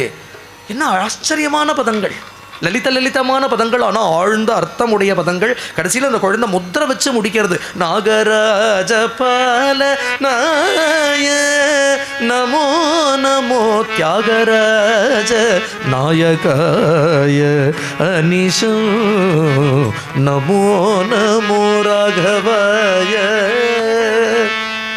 சொல்லி கொடுத்தா மட்டும் வந்துடுமா என்ன? பக்திக்கு கிளாஸாக எடுக்க முடியும்? ஒரு துளசியை அங்குரிக்கிறதே எப்படி சுகந்தத்தோடு அங்குரிக்கிறதோ, அதை போல் பக்தாள்லாம் சுவாபாவிகமாக அந்த பக்தியோடையே தான் பிறக்கிறா. ஒரு நதிக்கு கடலை நோக்கி ஓடுறதுக்கு யாரும் சொல்லித்தர வேண்டாம். ஒரு உத்தம பதிவிரதைக்கு தன் பதியை தியானம் பண்ணுறதுக்கு யாரும் சொல்லித்தர வேண்டாம். ஒரு காந்த ஊசிக்கு வடக்கு திரும்புறதுக்கு யாரும் சொல்லித்தர வேண்டாம் இல்லையா? அதை போல் பக்தாளோட சித்தத்துக்கு அதுக்கு ஒரு சுவாபாவிகமாக ஒரு தன்மை உண்டு. அது பகவானை நோக்கி தான் நின்றுருக்கோம். உறவேல் நமக்கு இங்கு ஒழிக்க ஒழியாதுன்னு ஒரு பக்தி. இந்த பக்தாளுக்கும் பகவானுக்கும் மத்தியில் இருக்கிற உறவு இப்படி ஒரு கீர்த்தனம் வந்தது. அவள் அப்பா கேட்குறா, இது எப்படிரா இந்த கீர்த்தனம் வந்தது? அந்த குழந்தை சொல்கிறது, என்னறியாமல் எனக்குள்ளேருந்து ஒரு பதங்களும் அதுக்கு உண்டான ஸ்வரங்களும் தானே உள்ளேருந்து பிரவகிச்சுண்டு வருதுப்பா. வால்மீகி ராமாயணம் பண்ண ஆரம்பிக்கிறார். ததுபகத சமாச சந்தியோகம் சம மதுரோபனதார்த்த வாக்கியபத்தம் ரகுவரதரிதம் முனிப்ரணீதம் தசசிரசவதம் நிஷாமயத்வம். ராமான்னு சொல்ல வரலையே வால்மீகிக்கு, அதையே திருப்பி போட்டு தானே உபதேசம் பண்ணிட்டு போனார் நாரதர். ஆனால் ஆதிகாவியம் பண்றார். அவர் எங்கே போய் படிச்சுன்னு வந்தார்? படிச்சுட்டு வந்துவிட்டா அது படித்ததுக்கு உட்பட்டு தான் இருக்கும், அது புத்திக்கு உட்பட்டு தான் இருக்கும். அனுகிரகத்தில் வருதுங்கிறது உள்ளேருந்து பிரவகிச்சுட்டு வரும். அப்போ சமாசங்களும் சந்திகளும் அலங்காரங்களும் இல்லையா, ஒரு உத்தம காவியம் இல்லையா. வேதத்துக்கு அப்புறமா நமக்கு கிடைக்கக்கூடிய ஒரு முதல் டெக்ஸ்ட்னு பார்த்துட்டா அது ராமாயணம் தான். அதனால் அதில் தான் அவ்வளவு கவிகளும் வால்மீகியை பார்த்து இன்ஸ்பயர் ஆகிதானே அப்புறம் அத்தனை காவியங்கள் பண்ணுறா, அத்தனை நாடகங்கள் பண்ணுறா. இதுக்கெல்லாம் முன்னோடி வால்மீகி தானே அப்படின்னுட்டா. அப்படி ஒரு காவியம் அவர்கிட்ட இருந்து எப்படி வந்ததுன்னா படித்து வரலை, கிருப்பையால் வர. நிகம சிரோத்தமுகல்கின நிஜவாக்குலத்தோ ஸ்வரசுத்தமுதோன்னு தியாகராஜர் சொல்கிறாரு. அவன் கொடுக்குற வாக்கு, அவன் கொடுக்குற ஸ்வரம் அனுகிரகத்தில் வர்றது தான் அப்படி பீரிட்டு வரும். அதுலேயும் ஒரு அழகு இந்த கீர்த்தனத்தில் முதல்ல சொல்கிறார் தியாகராஜர், சுகநூதாய தீனபல்தவே. ஏன் நாரதநூதாயன்னு பாடலாம், சனகநூதாயன்னு பாடலாம். சனகாதிகள்லாம் உன்னை ஸ்தோத்திரம் பண்ணுறாளே, நாரதர் உன்னை ஸ்தோத்திரம் பண்ணுறாரு. ஆனால் சுகநூதாயன்னு எடுக்கிறது இந்த குழந்தை. ஏன்னா அப்பேற்பட்ட கிருஷ்ண ரசிகராக இருக்கக்கூடிய சுகர், தசமஸ்கந்தத்தில் பாகவதத்தில் கிருஷ்ண குணங்களை அப்படி கொட்டுற சுகர் ராமாயணத்தை 2 சர்க்கங்களில் 2 அத்தியாயங்களில் நவமஸ்கந்தத்தில் சொல்கிறார். அப்போ சொல்கிறார், அதிக சாமிய விமுக்த தாம்னா, இந்த அவதாரத்துக்கு ஈடாக ஒரு அவதாரம் இல்லை, இந்த அவதாரத்துக்கு மேற்பட்டு ஒரு அவதாரம் இல்லை அப்படின்னு ராமாவதாரத்தை அப்படி கொண்டாடுறார். சுகர் கொண்டாடுறது தானே விஷயம். அதனால் சுகநூத்தாய ரொம்ப ஆச்சரியமாக இருக்குது இந்த கீர்த்தனம். அவள் அப்பா என்ன பண்ணினார்னா, உடனே அந்த குழந்தையை அழைச்சிட்டு போய் பக்கத்தில் ரொம்ப ஆச்சரியமான ஒரு வித்வான் இருக்கார். அந்த நாளில் பெரிய சங்கீத வித்வான் சொண்டி வெங்கட்ரமணையான்னு பேர் அவருக்கு. அந்த நாளில் தஞ்சாவூரில் மகாராஷ்டிர மன்னர்கள்லாம் ராஜ்யம் பண்ணிட்டு இருந்தார். சரபோஜிங்கிற ராஜா ராஜ்யம் பண்ணிட்டு இருந்தார். அவருடைய சபா வித்வானாக இருந்தார் இந்த சொண்டி வெங்கட்ரமணையா. அவர்கிட்ட கொண்டு இந்த குழந்தையை விட்டு அவள் அப்பா சொல்கிறார், ராமபிரம்மம் நேற்று இந்த குழந்தை ஒரு கீர்த்தனம் பாடித்து அந்த குழந்தைக்கு தானே ஒரு கீர்த்தனம் ஸ்புரிச்சது. தேசிகத்தோடிங்கிற ராகத்தில் திஸ்ரகத்தியில் ரொம்ப அற்புதமான சம்ஸ்கிருத பதங்கள், பூர்ணமாக சம்ஸ்கிருத பதம். சின்ன குழந்தை, ஆனால் இந்த கீர்த்தனம் ரொம்ப அலௌகீகமாக இருக்கே, நீங்கள் கேளுங்கோ அப்படின்னு அந்த சொண்டி வெங்கட்ரமணையாட்ட சொல்லவே தியாகராஜர் பாடுறார். அவர் கேட்டு அவருக்கே மெயினி சிலிர்க்கிறது. இதுதான் அலௌகீகமான கானம், இவன் யாரோ மகாபுருஷன்னு தெரிஞ்சுக்கிறார். அன்றைக்கி எப்படி வசிஷ்டர்கிட்ட கொண்டு ராமரை சேர்த்தப்போ வசிஷ்டர் எந்த ஆனந்தத்தை அடைஞ்சாரோ, சாந்தீபனி கிட்ட கொண்டு கிருஷ்ணனை விட்டப்போ சாந்தீபனி எந்த ஆனந்தத்தை அடைஞ்சாரோ அதைத்தான் அடைஞ்சாராம் சொண்டி வெங்கட்ரமணையா. குழந்தைய தன் சிஷ்யனாக ஏற்றுக்கிறார். ஆனால் இவர் சொல்லி கொடுத்ததை விட இவர் தெரிஞ்சுன்றது தான் ஜாஸ்தி. ஏன்னா ஏதாவது ஒரு ராகத்தை எடுப்பார், அந்த ராகத்தை சும்மா அந்த ஸ்வர சஞ்சாரத்தை இப்படி காண்பிச்சா அதில் ஒரு 10 சங்கதி தியாகராஜர் பாடி காண்பிச்சு விடுவார். தியாகராஜருடைய விஷயத்திலையோ அப்படின்னுட்டா அந்த சங்கீதமும் அந்த ராமபக்தியும் சேர்ந்தது. ராமனே நாதஸ்வரூபம், 2 விதமாக உபாசனம் பண்ணலாம். ஒன்று நாதத்தையே ஒரு ஹாரமாக சாத்தலாம், நாதத்திலேயே தொஞ்சு போயிடலாம். நாதஸ்வரூபமாக இருக்கிற பகவானை நாதத்தாலேயே ஆராதனை பண்ணுறதுங்கிறது ஒரு விதம், நாதோபாசனம்னு பேர் அதுக்கு.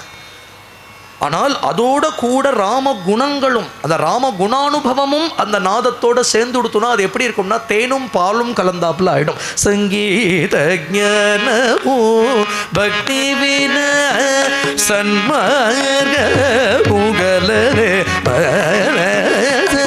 சங்கீத ஞானமோ பக்தி வின சன்மார்க புகழரே சங்கீத ஞானமோ பக்தி வின பிருங்கி நடேஷ சமீரஜ घटज गिणटेश समीरज घटज मतंगनरदरुलु उपसिल्जे मतंगनरदरुलु उपसिल्जे संगीत ज्ञानमो भक्ति विना सन्मार्ग मुगल संगीत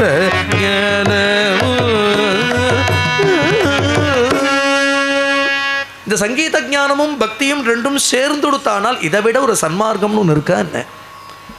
இந்த மார்க்கத்தில் போய் அடைஞ்ச பெரியவாள்லாம் யாருங்கிறார்? பிருங்கி நடேஷ சமீரஜ கடஜ மதங்க நாரத துலு உபசிஞ்சே. பிருங்கினா பிருங்கி ரிஷி, நடேஷன சாட்சாத் பரமேஸ்வரன். பிருங்கி நடேஷ சமீரஜ, சமீரம்னா வாயு, சமீரஜன்னா வாயு புத்திரனான ஹனுமான்.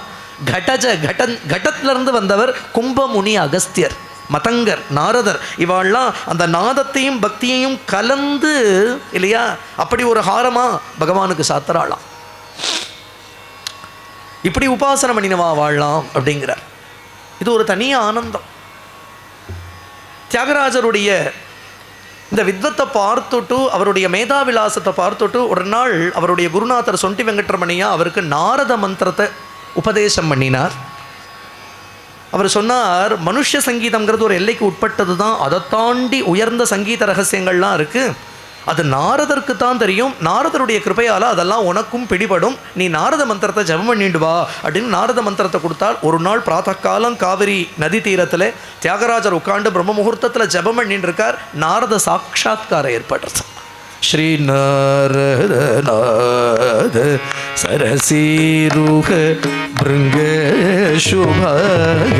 ஸ்ரீ நாரத நாத சரசீருக பிருங்க சுபாக. ஸ்ரீ நாரத தீனமனர தீனமனர दीनमान रक्षक जगदीश पेश दीनमान रक्षक जगदीश पेश श्री नारद नाद सरसीरुह भृंग शुभाग. श्री नारद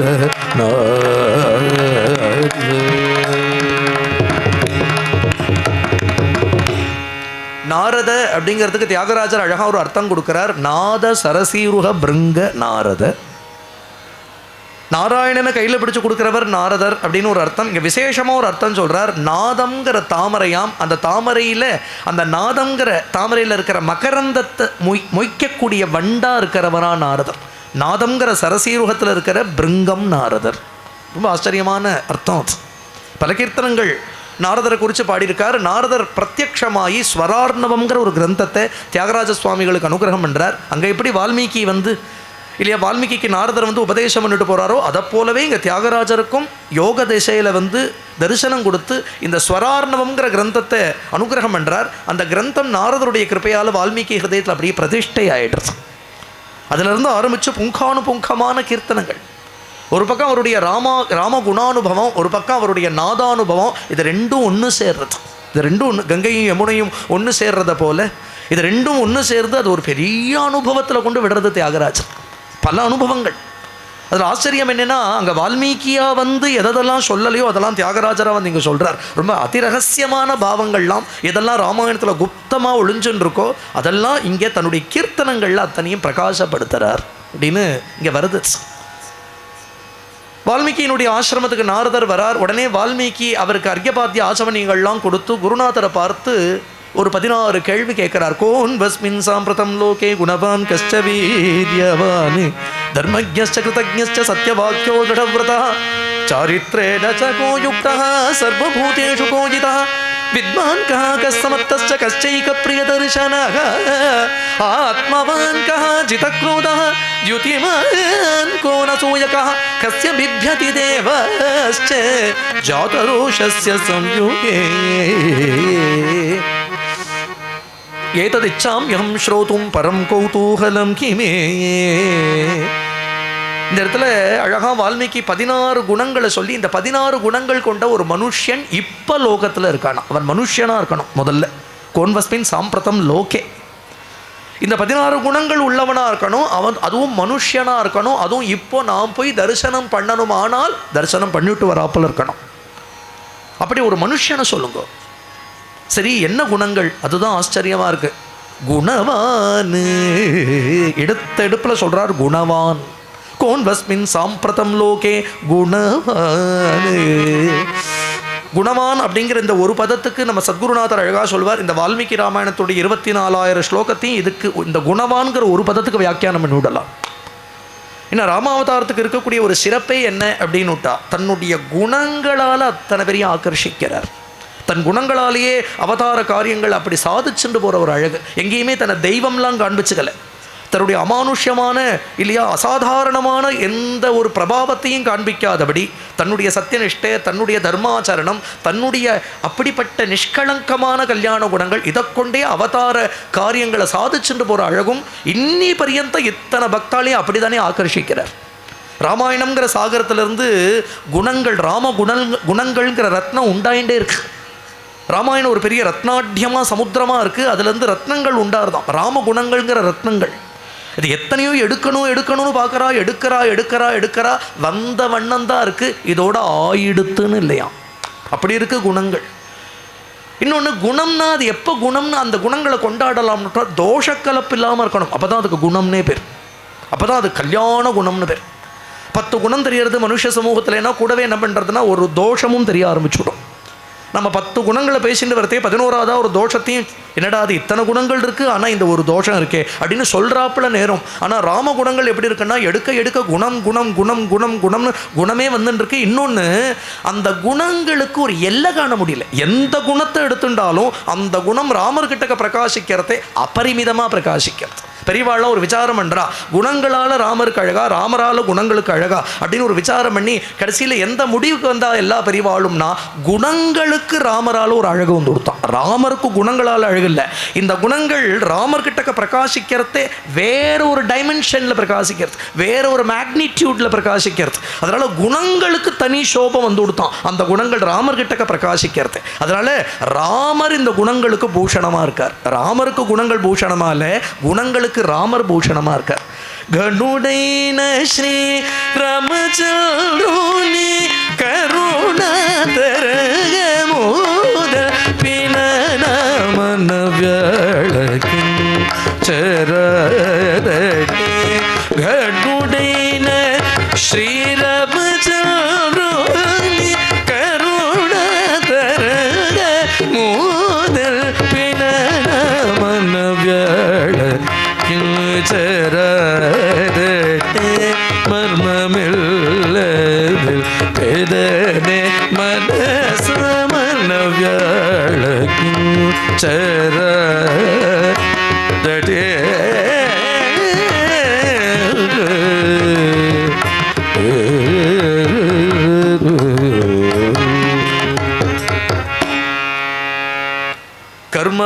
கர்மகாண்டமதா கிருஷ்டுலை பவ ககனச்சாருலை காசி ஜந்தக கனிமானவ அவதாருடே.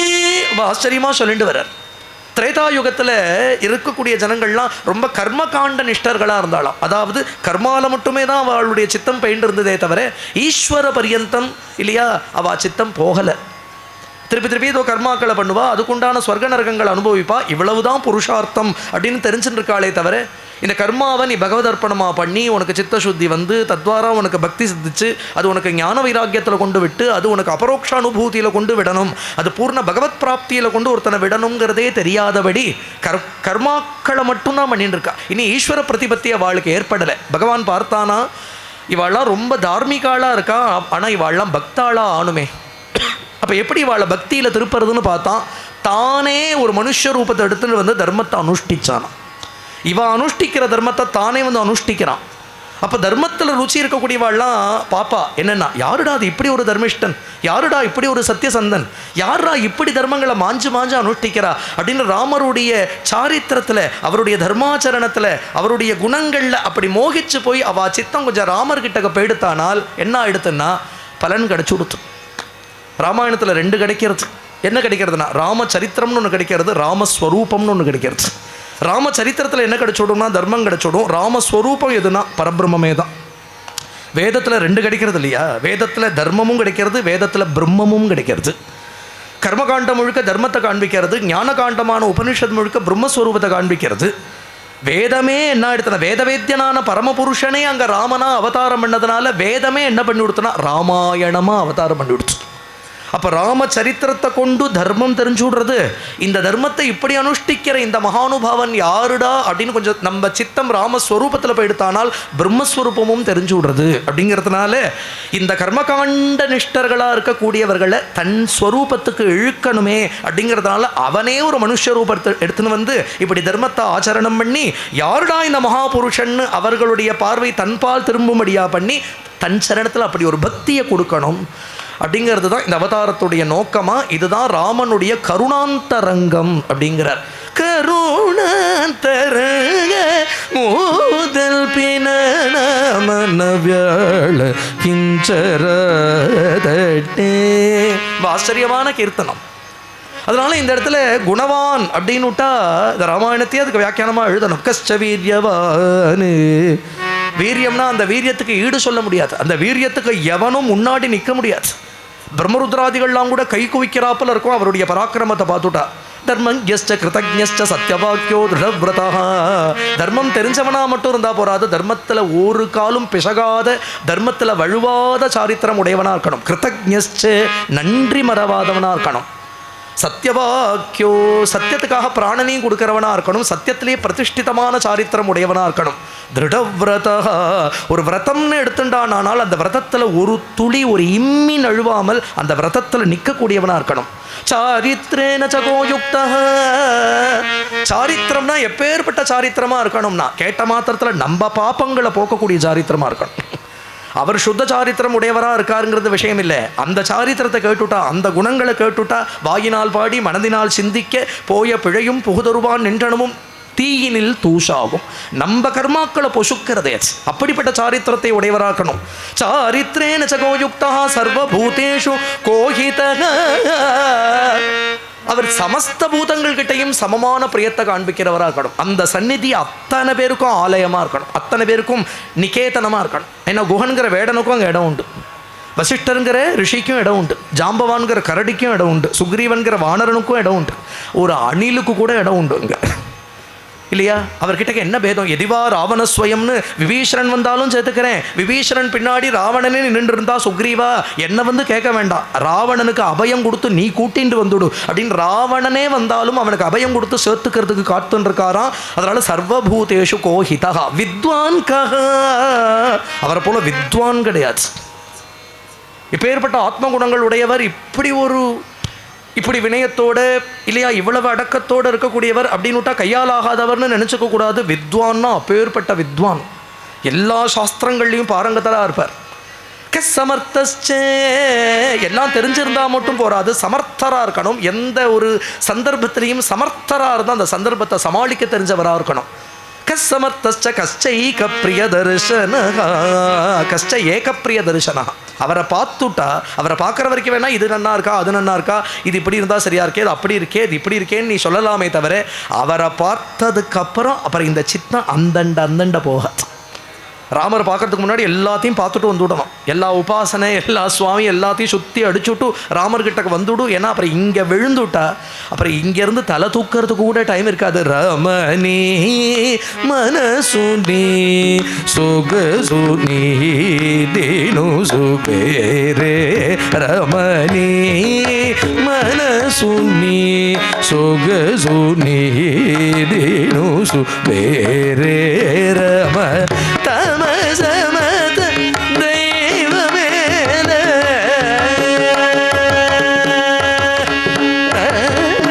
தமசமத தெய்வமேல தியாகராஜனுத திவ்ய. தமசமத தெய்வமேல தியாகராஜனுத திவ்ய ரமகனுல ஜூடரே அதில ரம.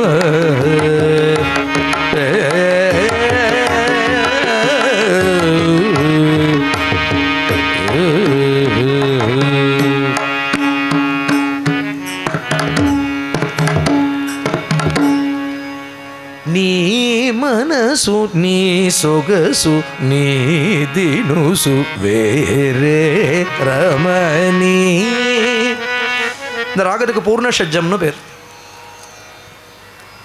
இந்த நாதமும் அந்த பாவமும் எப்படி சேர்ந்து வருதுங்கிறத சொல்கிறேன். ஒரு பக்கம் ராமகுணானுபவம், ஒரு பக்கம் அந்த நாதம், இந்த ரெண்டும் எப்படி சேர்ந்து இழையிறது பாருங்க. அந்த சங்கீதம் அந்த ராமபக்திக்கு எத்தனை அனுகூலம் பண்ணுறது பாருங்க. ஏன்னா அந்த அந்த பாவத்துக்கு அந்த ராகம் அனுசரிக்கணும், அதுதான் விஷயம். கமனி அப்படின்னா அந்த மணிங்கிற ஸ்வராட்சரம் ரமணி. மனசு நீ சொகசு நீ தினுசு வேறே ரமணி. இதுதான் பாவம்னு பேர்.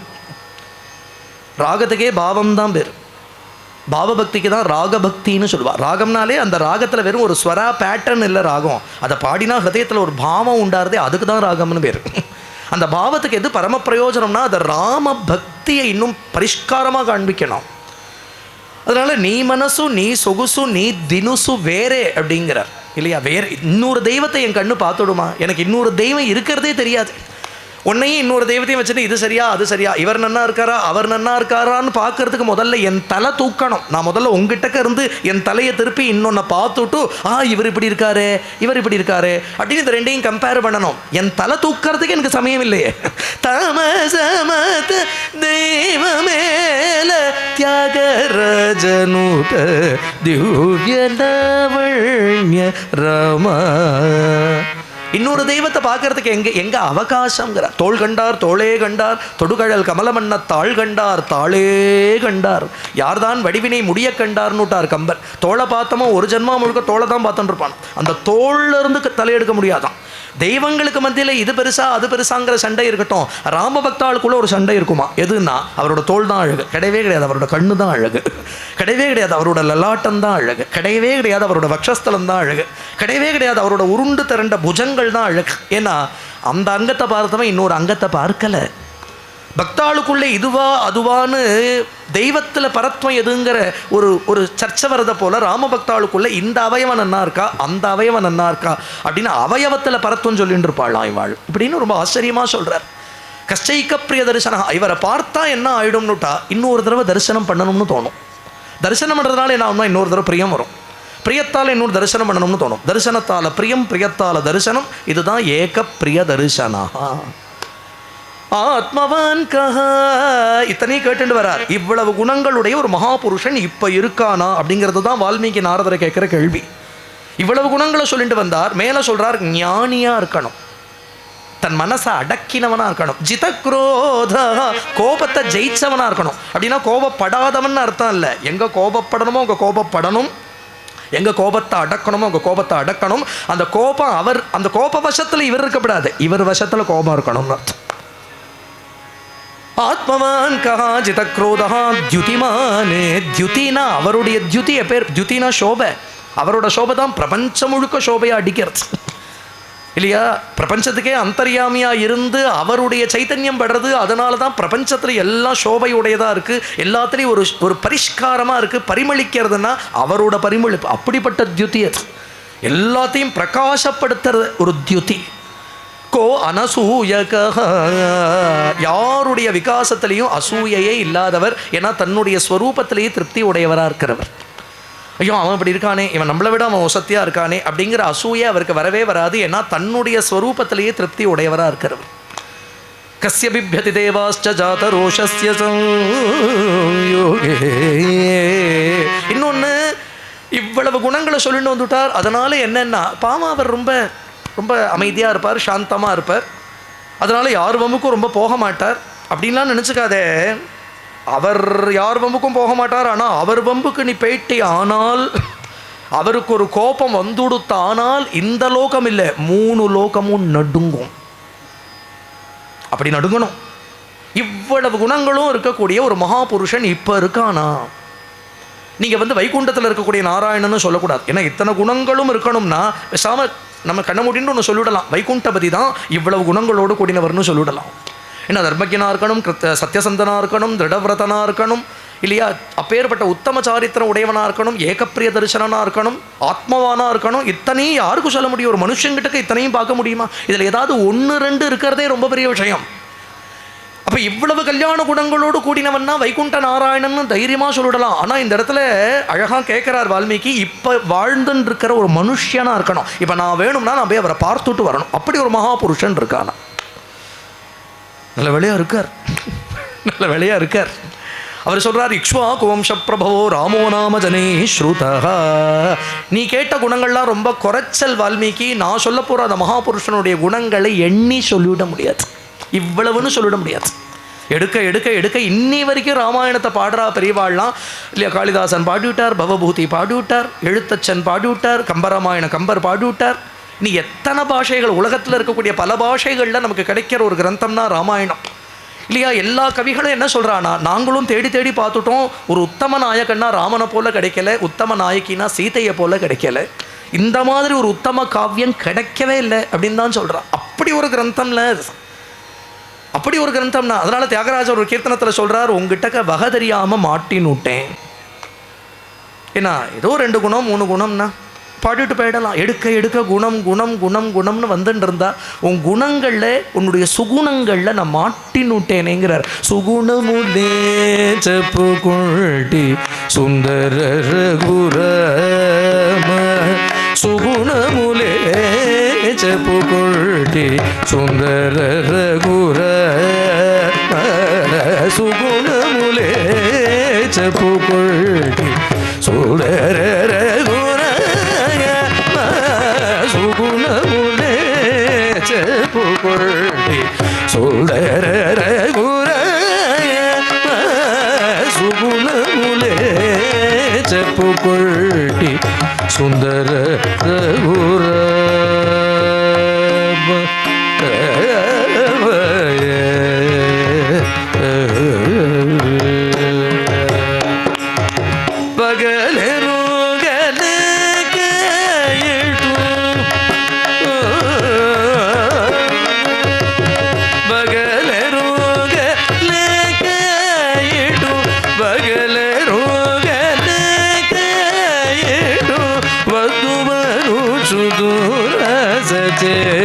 பகலே ரோகனே காயினோ வத்துமனு சுதுரசே, சுகுணமுலே செப்பு குழட்டி சுடர ரகுர,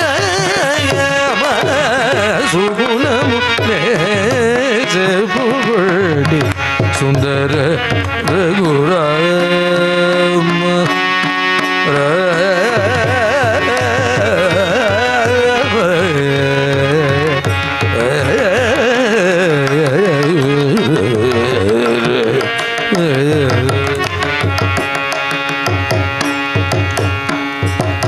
ಬಗಲೆ ರೋಗನೆ ಕಾಯಿಟು ಬದ್ದುವನು ದುರಾಸಚೆ, ಸುಗುಣಮುಲೆ ಚೆಪ್ಪುಕೊಳ್ಟಿ சுந்தர ரகுரம. பகலெருங்கக்கனா பகதறியாமன்னு அர்த்தம். ஆழம் தெரியாமல் காலை விட்டுட்டேன்னா, ஆழந்தெரியாதபடி உன்னுடைய கல்யாண குணங்களில் மூழ்கி எழுந்து ஆழங்கண்டுடலாம் அப்படின்னு நினச்சி காலை விட்டுட்டேன். உன்னுடைய கல்யாண குணங்களுக்கு எல்லையே காண முடியலையேடா. ஒரு குணமும் அப்படித்தானே உங்ககிட்ட சோபிக்கிறது. நான் என்னையே மறந்துவிட்டேனே, எனக்கு ஒரு நாள் போகிறது தெரிய மாட்டேங்கிறது. எழுந்துட்டா நான் என்ன பண்ணுறேன்னு எனக்கு தெரியல. உன் குணங்கள்லேயே மூழ்கி இருக்கேன். நான் என்னுடைய ஸ்நானம் சந்தி ஜபம் அனுஷ்டானம் எல்லாம் மறந்தே படுத்தேன். ஏன்னா நான் ஒரு ஆள், நான் எழுந்துக்கிறேன், பிராத்த காலம் எழுந்துட்டா அனுஷ்டானம் பண்ணணும், பூஜை பண்ணணும் அப்படிங்கிற ஞாபகம் இருந்தானே அதெல்லாம் பண்ணுறதுக்கு. உன் குணங்களே என் சித்த நிறைய வியாபிச்சிருக்கே. என்னை இப்படி பண்ணிவிட்டியே நீ. எங்கேயாவது என்னை பாஷண்டின்னு மட்டும் நினச்சி விடாதேங்கிறார். என்னை பாஷண்டின்னு நினச்சி விடாது. என்னடா அது ஸ்நானம் பண்ணலையே, ஜபம் பண்ணலையே, இன்னொரு உபாசனம் பண்ணலையே, அனுஷ்டானம் பண்ணலையே அப்படின்னு நினச்சிக்காதே. உன் குணங்களில் என்னை மறந்து நான் உட்காண்டிருக்கேன். இதெல்லாம் பண்ணாததுனால பாஷண்டின்னு நினச்சி விடாதே அப்படின்னே இந்த கீர்த்தனத்தில் க்ஷீநாயகா க்ஷமீன்சுமு, என்னை க்ஷமிச்சுடு, உன் குணங்கள் என்னை படுத்துகிற பாடு அப்படிங்கிறார். நாரதர் ரொம்ப ஆச்சரியமாக ஒரு அத்தியாயத்தில் சங்கேப ராமாயணம் சொல்லிட்டு கிளம்பி விட்டார். அதனால தான் சொன்னேன், குருங்கிறவர் வாக்விதாம் வரம். அவருடைய குருவுடைய வாக்கு எப்பேற்பட்டதுன்னா அது சித்தத்தில் கொண்டு அந்த பக்தியை பிரதிஷ்டை பண்ணிவிடும், அந்த பிரவச்சனமே அதை பிரதிஷ்டை பண்ணிவிடும். நாரதர் பிரவச்சனம் பண்ணிவிட்டு கிளம்பி விட்டார். வால்மீகி சித்தம் முழுக்க அதுதான் இருக்கு. இப்படி ஒரு அவதாரமா, இப்படி ஒரு அவதாரமா, பட்டாபிஷேக பரியந்த எல்லாத்தையும் அந்த ஒரு அத்தியாயத்தில் சங்கிரகமாக சொல்லிட்டு போயிட்டார். இந்த அத்தியாயத்துக்கு சங்கேப ராமாயணம்னு பேர். பாலகாண்டத்தோட முதல் அத்தியாயம் நாரதர் வால்மீகிக்கு சொன்ன சங்கேப ராமாயணம். பூர்ண ராமாயணத்தை சொல்லிட்டு போயிட்டார். குருநாதர் பண்ணுற பிரவச்சனம் என்ன பண்ணோம்னா, அந்த பிரவச்சனமே அவருடைய நாக்கே தர்விகரண்டி, நம்மளுடைய காதே யஜ்யகுண்டம். அவர் என்ன பண்ணுவார்னா, தன்னுடைய ஹிருதயத்தில் இருக்கிற அனுபவங்கிற ஆஜ்யத்தை தன் நாக்குங்கிற தர்விக்கரண்டியால் சிஷ்யனுடைய காதுங்கிற ஹோமகுண்டத்தில் ஹோமம் பண்ணிட்டு போயிடுவார். அது என்ன ஆகிடும், சிஷ்யனுடைய ஹிருதயத்தில் ஞானாக்னி உண்டு பண்ணிவிடும். அது அவனுடைய சமஸ்த கர்மாவையும் பொசுக்கிடும், அவனுக்கு அனுபூதியை கொடுத்துடும். வால்மீகிக்கு இதே சிந்தனம், இப்படி இருக்கே இப்படி இருக்கே இப்படி இருக்கே அப்படின்னே இதை சிந்தனம் பண்ணிட்டு இருந்தார். அன்னைக்கு மாத்தியானிக அனுஷ்டானம் பண்ணணும். மத்தியான வேளையில் ஒரு ஸ்நானம் உண்டு, அனுஷ்டானம் உண்டு. அவருக்கு ஒரு சிஷ்யன் உண்டு, பரத்வாஜ கோத்திரத்தை சேர்ந்தவர். அந்த நாள்ல எல்லாம் எந்த கோத்திரத்தில் சிஷ்யன் உண்டோ அந்த கோத்திர பேரை சொல்லியே கூப்பிடுவா. ஹே பரத்வாஜா அப்படின்னே கூப்பிடுவா. ஹே காஷ்யபா அப்படின்னா கஷ்யப கோத்திரத்தை சேர்ந்த சிஷ்யன் அர்த்தம். அந்த பரத்வாஜன்கிற சிஷ்யன் என்ன பண்ணியிருக்கான்னா, கையில் மரவுரியெலாம் எடுத்து வச்சுருக்கான், தீர்த்த பாத்திரம் எடுத்து வச்சுருக்கான். ஏன்னா குருநாதர் இப்போ அனுஷ்டானம் பண்ண வேண்டிய சமயம். தமசா நதி ஓடுறது, தமசா நதிக்கு போயிட்டார், சிஷ்யன் பின்னோட போயிருக்கான். தமசா நதியில் இறங்குறார், ஸ்நானம் பண்ணணும். ஆனால் சித்தத்தில் ராமாயணமே ஓடின்னு இருக்கு. ஸ்நானாதி சுகர்மம் புலு தானாத்யயனம் புலருக. இதுதான் அப்படியே வால்மீகி ஹிருதயமாக இருக்குது பாருங்க. இங்கே எது ஸ்லோகமாக இருக்கோ அது அனுபவமாக இருக்குது. வால்மீகிக்கு ஸ்நானம் சந்தி எதுலேயும் மனசே ஓடலை. ஸ்ரீநாயக க்ஷமியசோ ஸ்ரீதத்யாகரனுத சுகுணமுலே செப்புக்கொண்டி சுந்தர ரகுராம. ஸ்நானத்தில் புத்தி போல, சந்தியில் புத்தி போல, அனுஷ்டானத்தில் புத்தி போல, அப்படி இருக்கே ராமகுணம், அப்படி இருக்கே ராமகுணம், அப்படியே இருக்கார். அவருடைய சித்தத்தில் இப்போ அந்த சித்தம் ரிஷி ஹிருதயம் தானே, அந்த ரிஷி ஹிருதயமாக இருந்தது இப்போ ஒரு கவி ஹிருதயமாக மாறுறது. பக்திக்கு முக்கியமே ராசிக்கம் தான். அதனால தான் பாகவதம் ஆரம்பிக்கிறதே ரசிகாஹா பாவுகாஹா அப்படின்னு கூப்பிடுறது. ரசிகர்களே பாவுகர்களே இந்த கிருஷ்ணகுணத்தை கேட்கறதுக்கு வாங்கோ அப்படின்னு தான் பாகவதம் எல்லோரையும் அழைக்கிறது. பக்திக்கு முக்கிய ராசிக்கம். பகவானுக்கு ஒரு கோலம் போடலாமா, ஒரு புஷ்பம் தொடுத்து போடலாமா, ஒரு வசந்தோத்சவம் பண்ணலாமா, பகவானுக்கு ஒரு அழகாக வாகன புறப்பாடு பண்ணலாமா, இன்றைக்கி இந்த அலங்காரம் பண்ணலாமா, இன்றைக்கி சம்பக புஷ்பத்தால் மாலை சாத்தலாமா, இன்றைக்கி மல்லி புஷ்பத்தால் மாலை சாத்தலாமா, இன்றைக்கி ஒரு புஷ்ப பல்லக்கு பண்ணலாமா, இல்லை பகவானுக்கு இன்றைக்கி இந்த கீர்த்தனம் பாடலாமா. இதுக்கெல்லாம் ராசிக்கம் வேணும். பக்திக்கு ராசிக்கம் முக்கியம். இந்த ரசபக்தி தான் என்ன ஆகும்னா கடைசியில் அகண்ட அனுபவமாக ஆகும். அனுராகமுலே மனசுன சுஞானமுராகு அனுராகமுலே மனசுன சுஞானமுராகு அனுராகமுலே மனசுன சுஞானமுராகு அனுராகமுலே.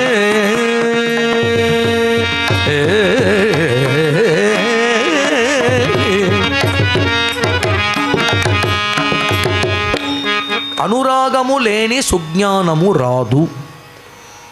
அனுராகம்னா பிரேம. பகவான் கிட்டக்க நம்ம சித்தம் அந்த ரசத்தில் உருகி உருகி உருகி உருகி தான் ஒரு நாள் அந்த அஜ்ஞானம் காணாமல் போகும்.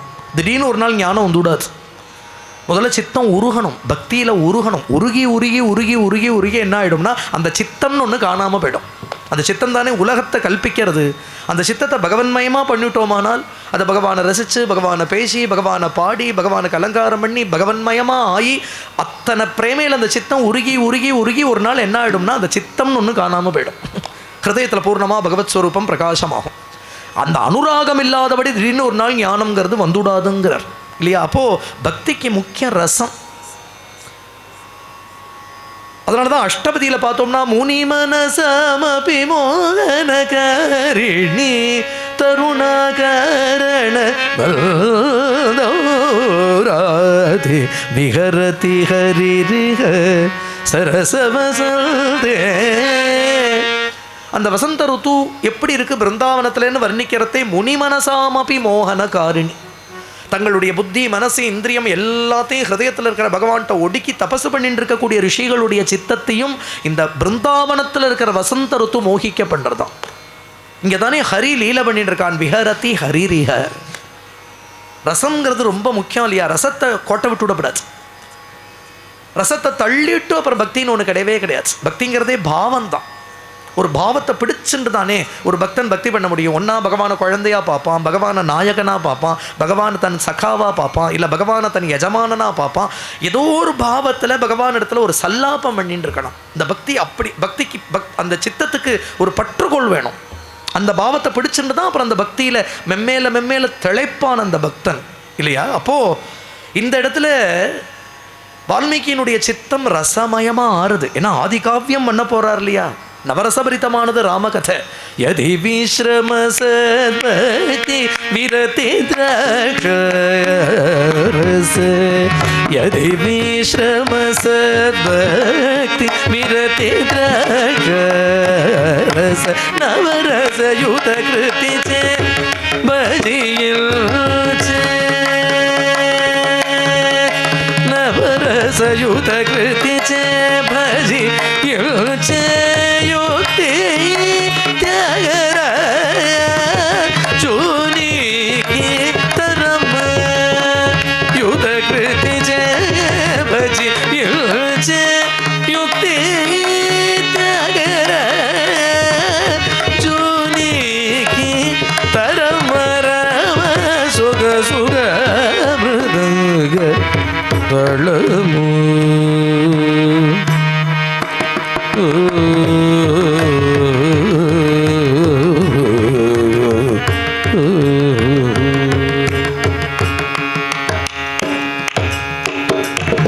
யதி விஸ்ரம சத்பக்தி விரதி திராட்சாரச நவரச யுதகிருதி சே பஜயின்சே. இவ்வளவும் இருக்கான் தியாகராஜ கீர்த்தனத்தில். ராமாயணத்துலேயும் இவ்வளவும் இருக்கு. யதி விஸ்ரமன பதப்பிரயோகங்கள், பதாலங்காரங்கள். அப்புறம் அது மட்டும் இல்லை, அதில் இருக்கக்கூடிய அப்படிப்பட்ட ராமபக்தி, ஹனுமானோட பக்தி, சீதையினுடைய பக்தி, பரதனுடைய பக்தி, லக்ஷ்மணனோட பக்திங்கிற இத்தனை பாவங்களும் சேர்ந்து தானே ராமாயணம். இது எல்லாம் வால்மீகி ராமாயணத்துலேயும் இருக்குது, தியாகராஜ கீர்த்தனங்கள்லையும் இருக்குது. விரத்தினா வைராக்கியம்னு அர்த்தம். அங்கங்கே வைராக்கியமும் சொல்லப்படுறது, உலகத்தினுடைய நிலையில்லாமையும் காண்பிக்கப்படுறது, ராமபக்தியினுடைய அழகும் காண்பிக்கப்படுறது, அங்கங்கே பகவத் தத்துவஞானமும் இருக்குது. ஒரு சமயம் காஞ்சி மகாபரிவா ஒருத்தரை பார்த்து சொன்னால், இனிமேல் தியாகராஜ கீர்த்தனம்னு சொல்லாதே, தியாக உபனிஷத்துன்னு சொல்லு. அது தியாகோபனிஷத், அதில் இல்லாதது இல்லை. எப்படி ஒரு உபனிஷத்தில் பக்தி ஞான வைராக்கியங்கிற எல்லாம் இருக்கோ, அதுபோல் தியாகராஜ கீர்த்தனங்கள் அவ்வளவும் இருக்குது. அதனால் வால்மீகி ராமாயணத்துலேயே இது அத்தனையும் உண்டு. வால்மீகியே தியாகராஜர் இல்லையா, இது அத்தனையும் அவருடைய கீர்த்தனங்களையும் இருக்கு. யதி விஸ்ரம சத்பக்தி விரதி திராட்சாரச நவரச யுத கிருதிச்சே. இதில் ஹாஸ்யம், ரௌத்ரம், பயானகம், ஸ்ருங்காரம், கருணை அப்படிங்கிற நவரசங்களும் இருக்கு. இது அத்தனைக்கு ஆதாரமாக எது இருக்குன்னா ராமபக்தி இருக்கு. இப்படி ஆச்சரியமா அப்படி ஒரு ஆதிகாவியம் பண்ண போறாரு இல்லையோ வால்மீகி. அதனால நாலா பக்கத்தில் இப்படி பார்க்கிறார். அங்கே கோயில்கள் கூவுறது, மயில்கள் ஆடுறது, மான்கள்லாம் துள்ளி குதிச்சுன்னு ஓடுறது, வனப்பிரதேசம்.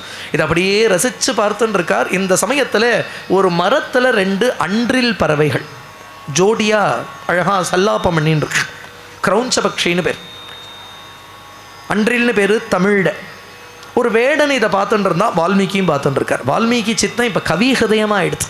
ஏன்னா ஆதி காவியம் பண்ண போகிறார் இல்லையா, அவர் சித்தத்தில் அத்தனை ரசம் பிரவகிக்கிறது. வேடுவனும் இதை பார்த்துட்டு இருக்கான். அந்த வேடன் என்ன நினைச்சானா, நமக்கு இன்னைக்கு ஆகாரத்துக்கு நன்னா ஒன்று கிடைச்சதுன்னு நினைச்சான். ஒரு ஆச்சரியம் என்னன்னா, இவரே இந்த காரியத்தை பார்த்துட்டு இருந்தவர் தான். இவரே வேடனாக தான் இருந்தார். ஒரு குரு கிருபை, ராமநாமம் அவர் சித்தத்தை எத்தனை சுத்த சத்துவமாக பண்ணிடுத்துங்கிறதுக்கு இது பிரமாணம். அந்த வேடன் என்ன பண்ணினா, அந்த பட்சியை அடிச்சு விட்டான். ஒரு பட்சியை அடிச்சு விட்டான். அந்த பட்சி கீழே விழுந்து கொடுத்து, அந்த இன்னொரு பட்சி ரொம்ப அந்த விரகத்தில் தவிக்கிறது, துடிக்கிறது. இந்த பட்சியினுடைய வேதனையை பார்த்த உடனே இவருடைய சித்தத்துக்கு தாங்கலை. ஒரு வேதனை வந்தது ரிஷிக்கு. உடனே இந்த வேடனை பார்த்து சொன்னார், ஹே வேடா, நீ ரொம்ப காலம் ஜீவிச்சிருக்க மாட்டே. மானிஷாத பிரதிஷ்டாம் த்வம் அகமஹா சாஸ்வதி சமிதுனாதேகம் அவதி காமமோஹிதம். ஹே வேடா, நீ ரொம்ப காலம் ஜீவிச்சிருக்க மாட்டே. மா நிஷாத, மா நிஷாதா மா அகமஹா சாஸ்வதி சமாஹா. ஹே வேடா, நீ ரொம்ப காலம் ஜீவிச்சிருக்க மாட்டே, அல்பாயுசில் போயிடுவேன். ஏன்னா எத்கிரௌஞ்ச மிதுனாது, இந்த 2 பட்சிகளில் ஜோடி பட்சிகளில் ஒரு பட்சியை அடித்து இன்னொரு பட்சிக்கு தாழாத வேதனையை கொடுத்துட்டே நீ ரொம்ப காலம் ஜீவிச்சிருக்க மாட்டேன் எப்படின்னு சாபம் கொடுத்துட்டார். சாபம் கொடுத்துட்டு தன்னுடைய ஆசிரமத்தை நோக்கி நடக்கிறார் வால்மீகி. அப்போ தான் அவருக்கு தோன்றது, இந்த வேடன் தினமும் பண்ணுறது தானே இன்றைக்கும் பண்ணினான். அவனுக்கு ஜீவனோபாயம் இது தானே. இதை கண்டு எனக்கு ஏன் கோபம் வரணும், இந்த கோபம் ஏன் சாபமாக வரணும், இந்த சாபம் ஏன் என் வாக்குலேருந்து ஒரு ஸ்லோகமாக வரணும். ஒரு ஸ்லோகமாக வந்திருக்கு, ஒரு செய்யுளாக வந்திருக்கு. இப்போ செய்யுள்னா அந்த செய்யுள் எப்படி அமையணுங்கிறதுக்கு ஒரு இலக்கணம் இருக்கே, அந்த இலக்கண விதிப்படி வந்திருக்கு. இவர் எந்த கிளாஸுக்கும் போகல, இவருக்கு ராமாவே தெரியாது, மரான் தானே திருப்பி போட்டு உபதேசம் பண்ணினார். ஆனால் இவர் வாக்கில் இருந்து ஸ்லோகம் வந்திருக்கே. திட்டுறதுனா யாராவது ஒரு பாட்டு பாடியா திட்டுவா, அதுக்குன்னு ஒரு செய்யுள்லாம் எழுதியா திட்டுவா? அல்பாயுசில் போயிட மாட்டாளோ. ஆனால் பர்ஃபெக்டாக ஒரு ஸ்லோகம் வந்து விழுந்திருக்கு. ஸ்லோகார்த்தம் ஸ்லோகபாதம் அனுஷ்டுப்புங்கிற சந்தஸில் கரெக்டாக அந்த அக்ஷரங்கள்லாம் எப்படி அமையணும், அந்த பதங்கள்லாம் எப்படி அமையணும், பர்ஃபெக்டாக வந்து விழுந்திருக்கு. ஏன் ஒரு சாபம் வரணும், அந்த சாபமும் என் வாக்கிலிருந்து ஏன் ஸ்லோகமாக வரணும்? இப்படி தான் தியாகராஜருக்கும் அந்த கீர்த்தனமாக வந்தது இல்லையா? அகஸ்மாத்தாக வருது, அது தெய்வ சங்கல்பத்தால் உள்ளேருந்து வருது. இந்த ஒரு கன்ஃபியூஷனோடையே தன்னுடைய ஆசிரமத்துக்கு போகிறார் வால்மீகி. அங்கே பிரம்மா பிரத்யக்ஷமாறார். வால்மீகியை பார்த்து சொல்கிறார், வால்மீகே, இது உன்னுடைய வாக்கிலிருந்து வந்த இந்த ஸ்லோகங்கள், இந்த ஸ்லோகம் முதல் ஸ்லோகம் இதுதான் நீ பண்ண போகிற காவியத்துக்கு மங்கள ஸ்லோகம். அது ஈஸ்வர கிருபையால் வந்தது, என்னுடைய பிரேரணையால் சரஸ்வதி இப்போ தான் உன்னுடைய நாக்கில் பிரவேசித்தாள், அதனால தான் அந்த ஸ்லோகம் வந்தது. அது ஏதோ ஒரு வேடனை சபிக்கிறதுக்காக நீ பண்ணின ஸ்லோகம்னு நினச்சிக்காதே, இதுதான் நீ பண்ண போகிற காவியத்துக்கு மங்கள ஸ்லோகம். ஸ்லோக ஏவாஸ்வயம் பத்வோ நாத்ர கார்யா விசாரணா மச்சந்த தேவதே பிரம்மன் பிரவருத்தேயம் சரஸ்வதி. ஒரு சமயம் நாமதேவருக்கு இந்த மாதிரி ஒரு ஆக்கிரகம் வந்துதான். பண்டரி பக்தாளில் நாமதேவர் பிரசித்தி. நாமதேவர் சந்திரபாகா நதி தீரத்தில் இப்படியே சஞ்சாரம் பண்ணிட்டு பாண்டுரங்கனோட சந்நிதிக்கு வந்தார்.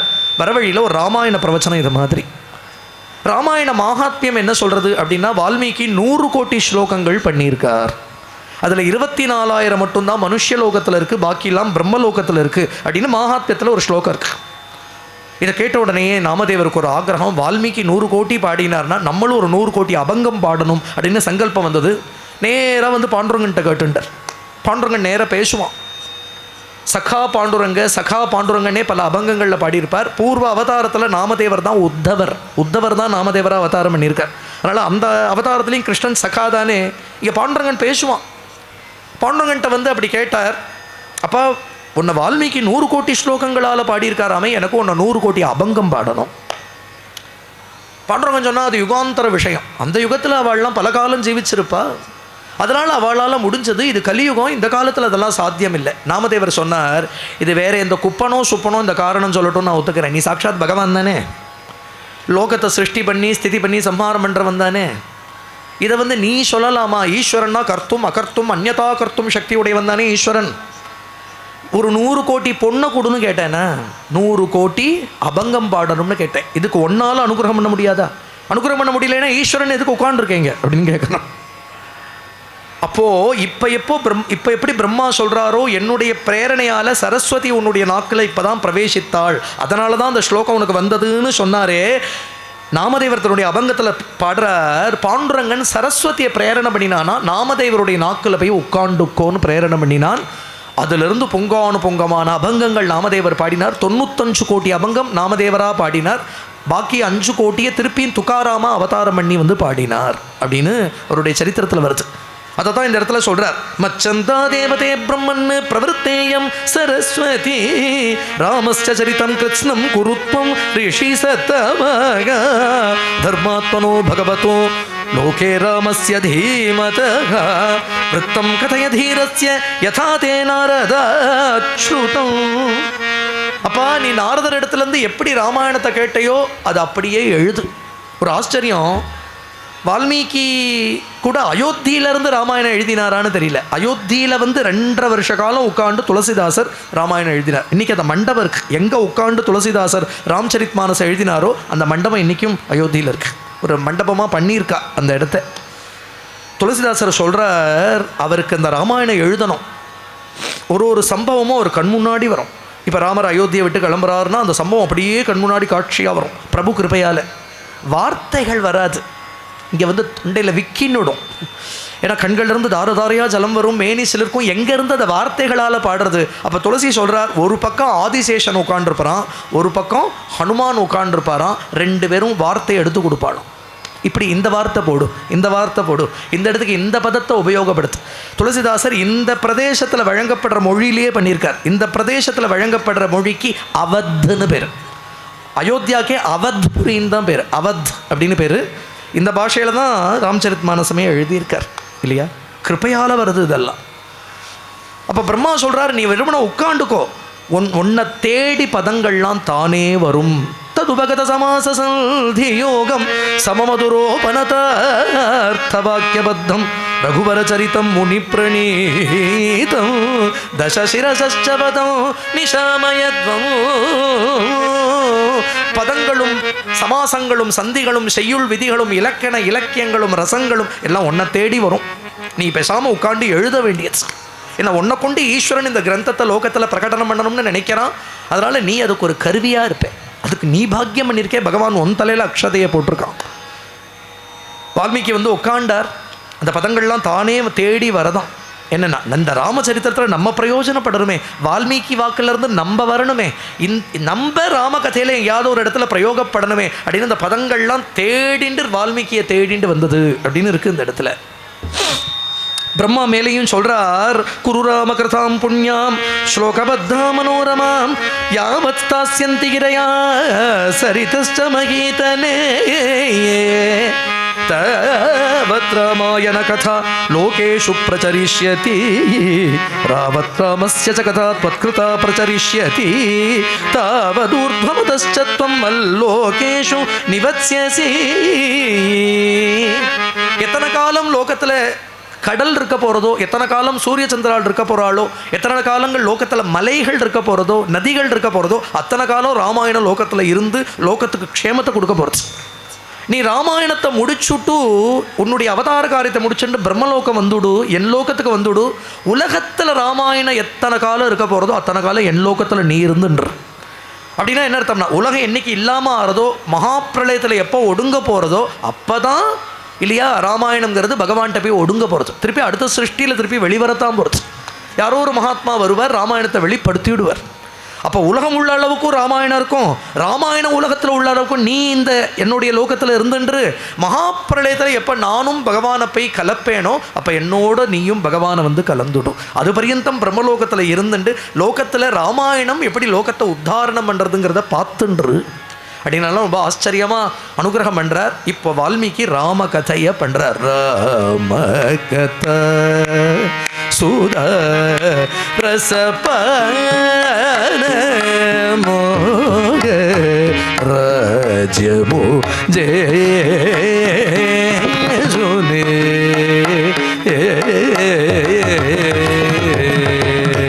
ராம கதா ரசபான மோக ராஜ்யமோ ஜேசுனே.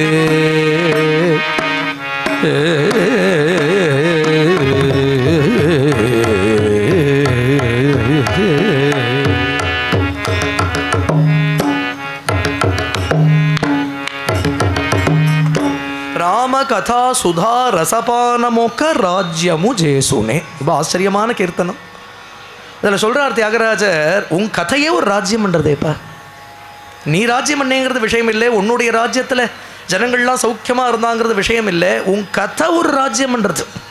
நீ ராஜ்யம் பண்ணி ஜனங்கள் எந்த க்ஷேமத்தை அடையுவாளோ உன் கதை அதுக்கு மேலே பண்ணுறது. துளசிதாசர் சொல்கிறார், ஒரு சபரிக்கு தான் நீ மோட்சம் கொடுத்த, ஒரு ராமாயணம் எத்தனை பேருக்கு மோட்சம் கொடுக்குறது.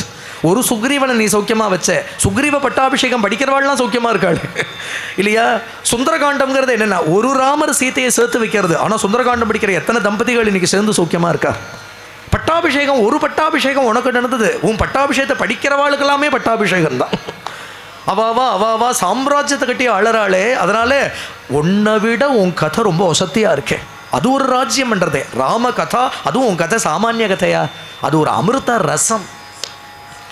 ராம கதா சுதா ரசபானம், சுதானா அமிர்தம். அந்த சுதா ரசபானமோக்க அந்த ஒரு கதை போரும் இந்த பிரபஞ்சத்தை பார்த்துக்கிறதுக்கு. ஆனால் அதில் ஒரு அழகு சொல்கிறார், இந்த கதை இவ்வளவு நன்னா இருக்கிறதுக்கு நீ மட்டும் காரணம் இல்லை. பாமணி ஜானகி சௌமித்ரி மணி ஜானகி சௌமித்ரி பரத துலதோ பூமி வேலயு ஸ்ரீராம கதா சுதா ரசபர மோக ராஜ்யமு ஜெய சோலே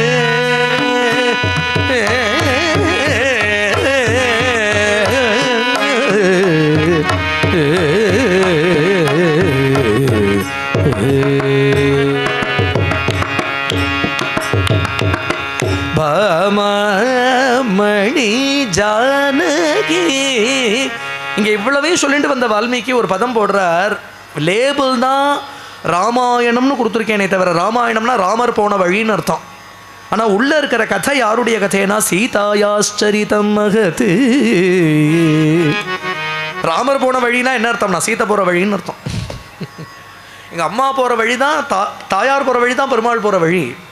அதனால் இந்த சரித்திரம் யாருடைய சரித்திரம்னா எங்கள் அம்மா சீதம்மாவோட சரித்திரம். அவள் வரலேன்னா இந்த சரித்திரம் இவ்வளவு நன்னா இருக்காதேங்கிறார். பாமணி ஜானகி. அது மட்டும் இல்லை, லக்ஷ்மணனோ பரதனோ சத்ருகுணனோ ஆஞ்சநேயரோ இந்த பரிவாரத்தோட நீ அவதாரம் பண்ணினியே. சௌமித்ரி பரத துலதோ பூமி வேலயு ஸ்ரீ. ஒரு மகாபுருஷன் தனியாக அவதாரம் பண்ணா கூட இந்த அவதாரம் இவ்வளவு சோபிக்காது. இந்த அவதாரத்தில் கூட சாக்ஷாத் பிராட்டி இறங்குறா, பரிவாரமாக இருக்கக்கூடிய பரதலட்சுமண சத்ருகுணால் இறங்குறா, நம்ம சிறிய திருவடி ஹனுமான் இறங்குறார். இந்த மகாபுருஷாலாம் அந்த மகாபுருஷனை கொண்டாடுறா இல்லையா? இல்லைன்னா அவதாரத்தோட பெருமை என்னன்னே நமக்கு தெரியாது. கிருஷ்ணாவதாரம்னா கூட கோபிகைகள் இல்லைன்னா அவதாரம் சோபிக்குமா? உத்தவன் இல்லைன்னா அவதாரம் சோபிக்குமா? விதுரர் இல்லைன்னா அவதாரம் சோபிக்குமா? ஒரு மகாபுருஷன் வந்தால் மட்டும் போராது, அந்த மகாபுருஷனை எப்படி கொண்டாடணுங்கிறதையும் ஒரு பக்த மண்டலம் வந்து கூட காண்பிக்கணும். பரதனை போல பாதுகையை பக்தி பண்ணிட்டு இருக்க மாட்டோமா? லக்ஷ்மணனை போல நின்றால் கூடையாம் இருந்தால் சிம்மாசனமாம் நடந்தால் மறுபடியாம்னு அவருக்கு சர்வ கைங்கரியமும் பண்ணிட்டு இருக்க மாட்டோமா? இல்லை சத்ருக்னனை போல பரதனுக்கு கைங்கரியம் பண்ணினானே அதை போல ஒரு பாகவத கைங்கரியமானும் நம்ம பண்ண மாட்டோமா? இல்லை தாயாரை போல ஏகாந்தத்தில் இல்லையா பகவத் ஸ்ருங்காரத்தை பகவத் லாவண்யத்தை மட்டும் அனுபவிச்சுட்டு உட்காண்டிருக்க மாட்டோமா? இப்படிலாம் பக்த மண்டலம்னு ஒன்று வந்தால் தானே. இல்லை ஹனுமானை போல பாத சேவை மட்டுமே பண்ணிட்டு இருக்க மாட்டோமா? ஒரு மகாபுருஷன் வந்தால் போகாது, அவனை மகாபுருஷன்னு சொல்கிறதுக்கு அவ்வளோ மகாபுருஷால் வரணும். அங்கே அவனை எப்படி கொண்டாடணும், அவன் எப்படி அவனுடைய குணங்கள் எத்தகையது, அதை எப்படி கொண்டாடணும் அப்படிங்கிறத காண்பிக்கிறதுக்கு மகான்கள் வரணும். அதனால தாயாரோ பரதலட்சுமண சத்ருகுணாலோ ஹனுமானோ இல்லாதபடி இந்த கதை இவ்வளவு நன்னா இருந்திருக்காது அப்படிங்கிறார். பாமாமணி ஜானகி சௌமித்ரி பரதாதுலதோ பூமி விலையோ ராமகதா சுதார சபானமுக ராஜ். என்ன கீர்த்தனம், எப்பேற்பட்ட கீர்த்தனம் இல்லையா? அதனால் அப்படி இங்கே வால்மீகி ராமாயணத்தை பண்ணுறார். இப்படி தான் தியாகராஜரும் தியாகராஜர் ராமாயணமாக அங்கே 24,000 ஸ்லோகம்னா இங்கே 24,000 கீர்த்தனமாக இப்படி ஒரு அழகான ராக ரத்ன மாலையை தொடுத்து சாத்துறார். இது ஒரு ரத்னஹாரம்ங்கிறார்.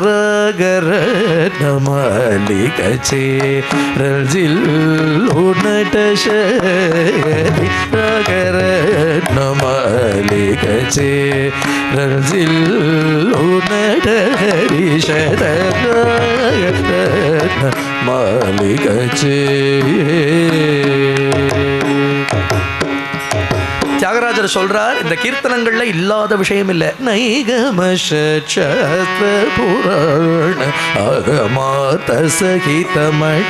இந்த கீர்த்தனத்துல வேதம், வேதத்துடைய அங்கங்களா இருக்கக்கூடிய சிக்ஷை, கல்பம், வியாக்கரணம், நிருக்தம், சந்தசு, ஜோதிஷம் இது எல்லாத்துடைய சாரமும் இந்த கீர்த்தனத்துல இருக்கான். நைகம ஷட் சாஸ்திர புராண ஆகமார்த்த சகித. வேதம், இதிகாசம், புராணம், ஆகமம் இது எல்லாத்துடைய சாரமும் இந்த கீர்த்தனத்தில் இருக்கான். அது மட்டும் இல்லை, யோகி வருலு மார்கமட்ட யோகிகள்லாம் யமனியம ஆசன பிராணாயாம பிரத்யாகாரம்னு அந்த குண்டலினி அப்படியே சுஷும்னையில் அப்படியே மேலே கொண்டு வந்து சகசிராரத்துக்கு கொண்டு வருவாளே, அந்த அஷ்டாங்க யோகத்தினுடைய சாரமும் இந்த கீர்த்தனங்கள்ல இருக்கு. భాగవతోత్తములు కూడి పడే కీర్తనములడ பரமபாகவதாள்லாம் இந்த கீர்த்தனத்தை தலைமையில வச்சுட்டு கொண்டாடுவா, ஆனந்த பாஷ்பம் விடுவா, மேனி சிலிர்ப்பா. அத்தகைய பாவங்கள் உள்ள இருக்கு. அப்ப வேதம் ஷட்சாஸ்திரங்கள் ஆகமங்கள் புராணங்களினுடைய சாரத்தை வச்சுன்னு இருக்கு. யோகிகள்லாம் அஷ்டாங்க யோகம் பண்ணி எந்த யோகத்தில் உயர்ந்த சாட்சா்காரத்தை அடையறாளோ அந்த யோகத்தோட அனுபவத்தை தனக்குள்ள வச்சுன்னு இருக்கு. பரமபாகவதாள்லாம் தலைமையில வச்சுட்டு கூத்தாடுறாளே அந்த உத்தமமான பக்தி பாவங்களை தனக்குள்ள கொண்டிருக்கு. இவ்வளவு இருக்கு இல்லையா அந்த கீர்த்தனத்தில். அப்ப தியாகராஜர் கடைசியில் என்ன முத்திரை வைக்கணும்? தியாகராஜு அவர் என்ன சொல்றாரு தெரியுமா? கடத்தேர எப்படி கீர்த்தனம் பண்ணியிருக்கேன் பத்தேளா அப்படின்னு சொல்லலை, அப்படின்னு மாறுதட்டிக்கலை. இங்கே தியாகராஜர் சொல்கிறார், நான் கடத்தேறத்துக்காக இது ஒரு துடுப்பு போல பண்ணிண்டு இதை பாடி நான் கடத்தேறத்துக்காக பண்ணிண்டதுங்கிறார். இதை பிடிச்சிட்டு நான் கரையேறணும், இதை பிடிச்சிட்டு நான் சம்சாரத்தில் கரையேறணும், அதுக்கு ஒரு துடுப்பு மாதிரி பண்ணிட்டு இருக்கேன். தியாகராஜு கடத்தேர தரகமணி ஜேசின மாலிகச்சே ரல்ஜில்லோ நட ஹரிஷதரகரத்ன மாலிக சே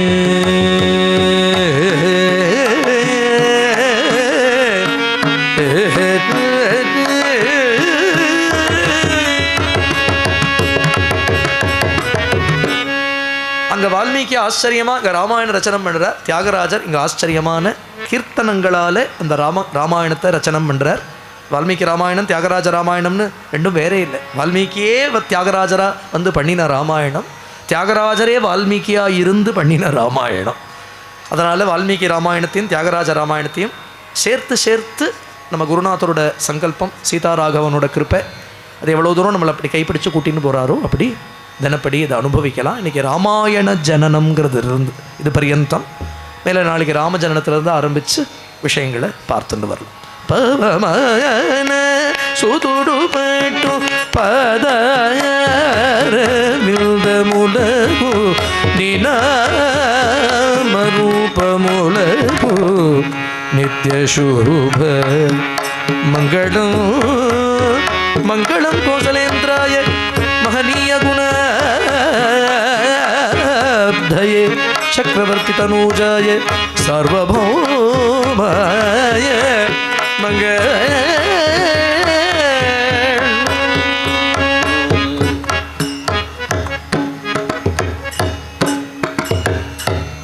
जानकी कांत स्मरणं सद्गुरु महाराज की, आंजनेय स्वामी की. राम राम राम राम राम राम राम राम राम राम.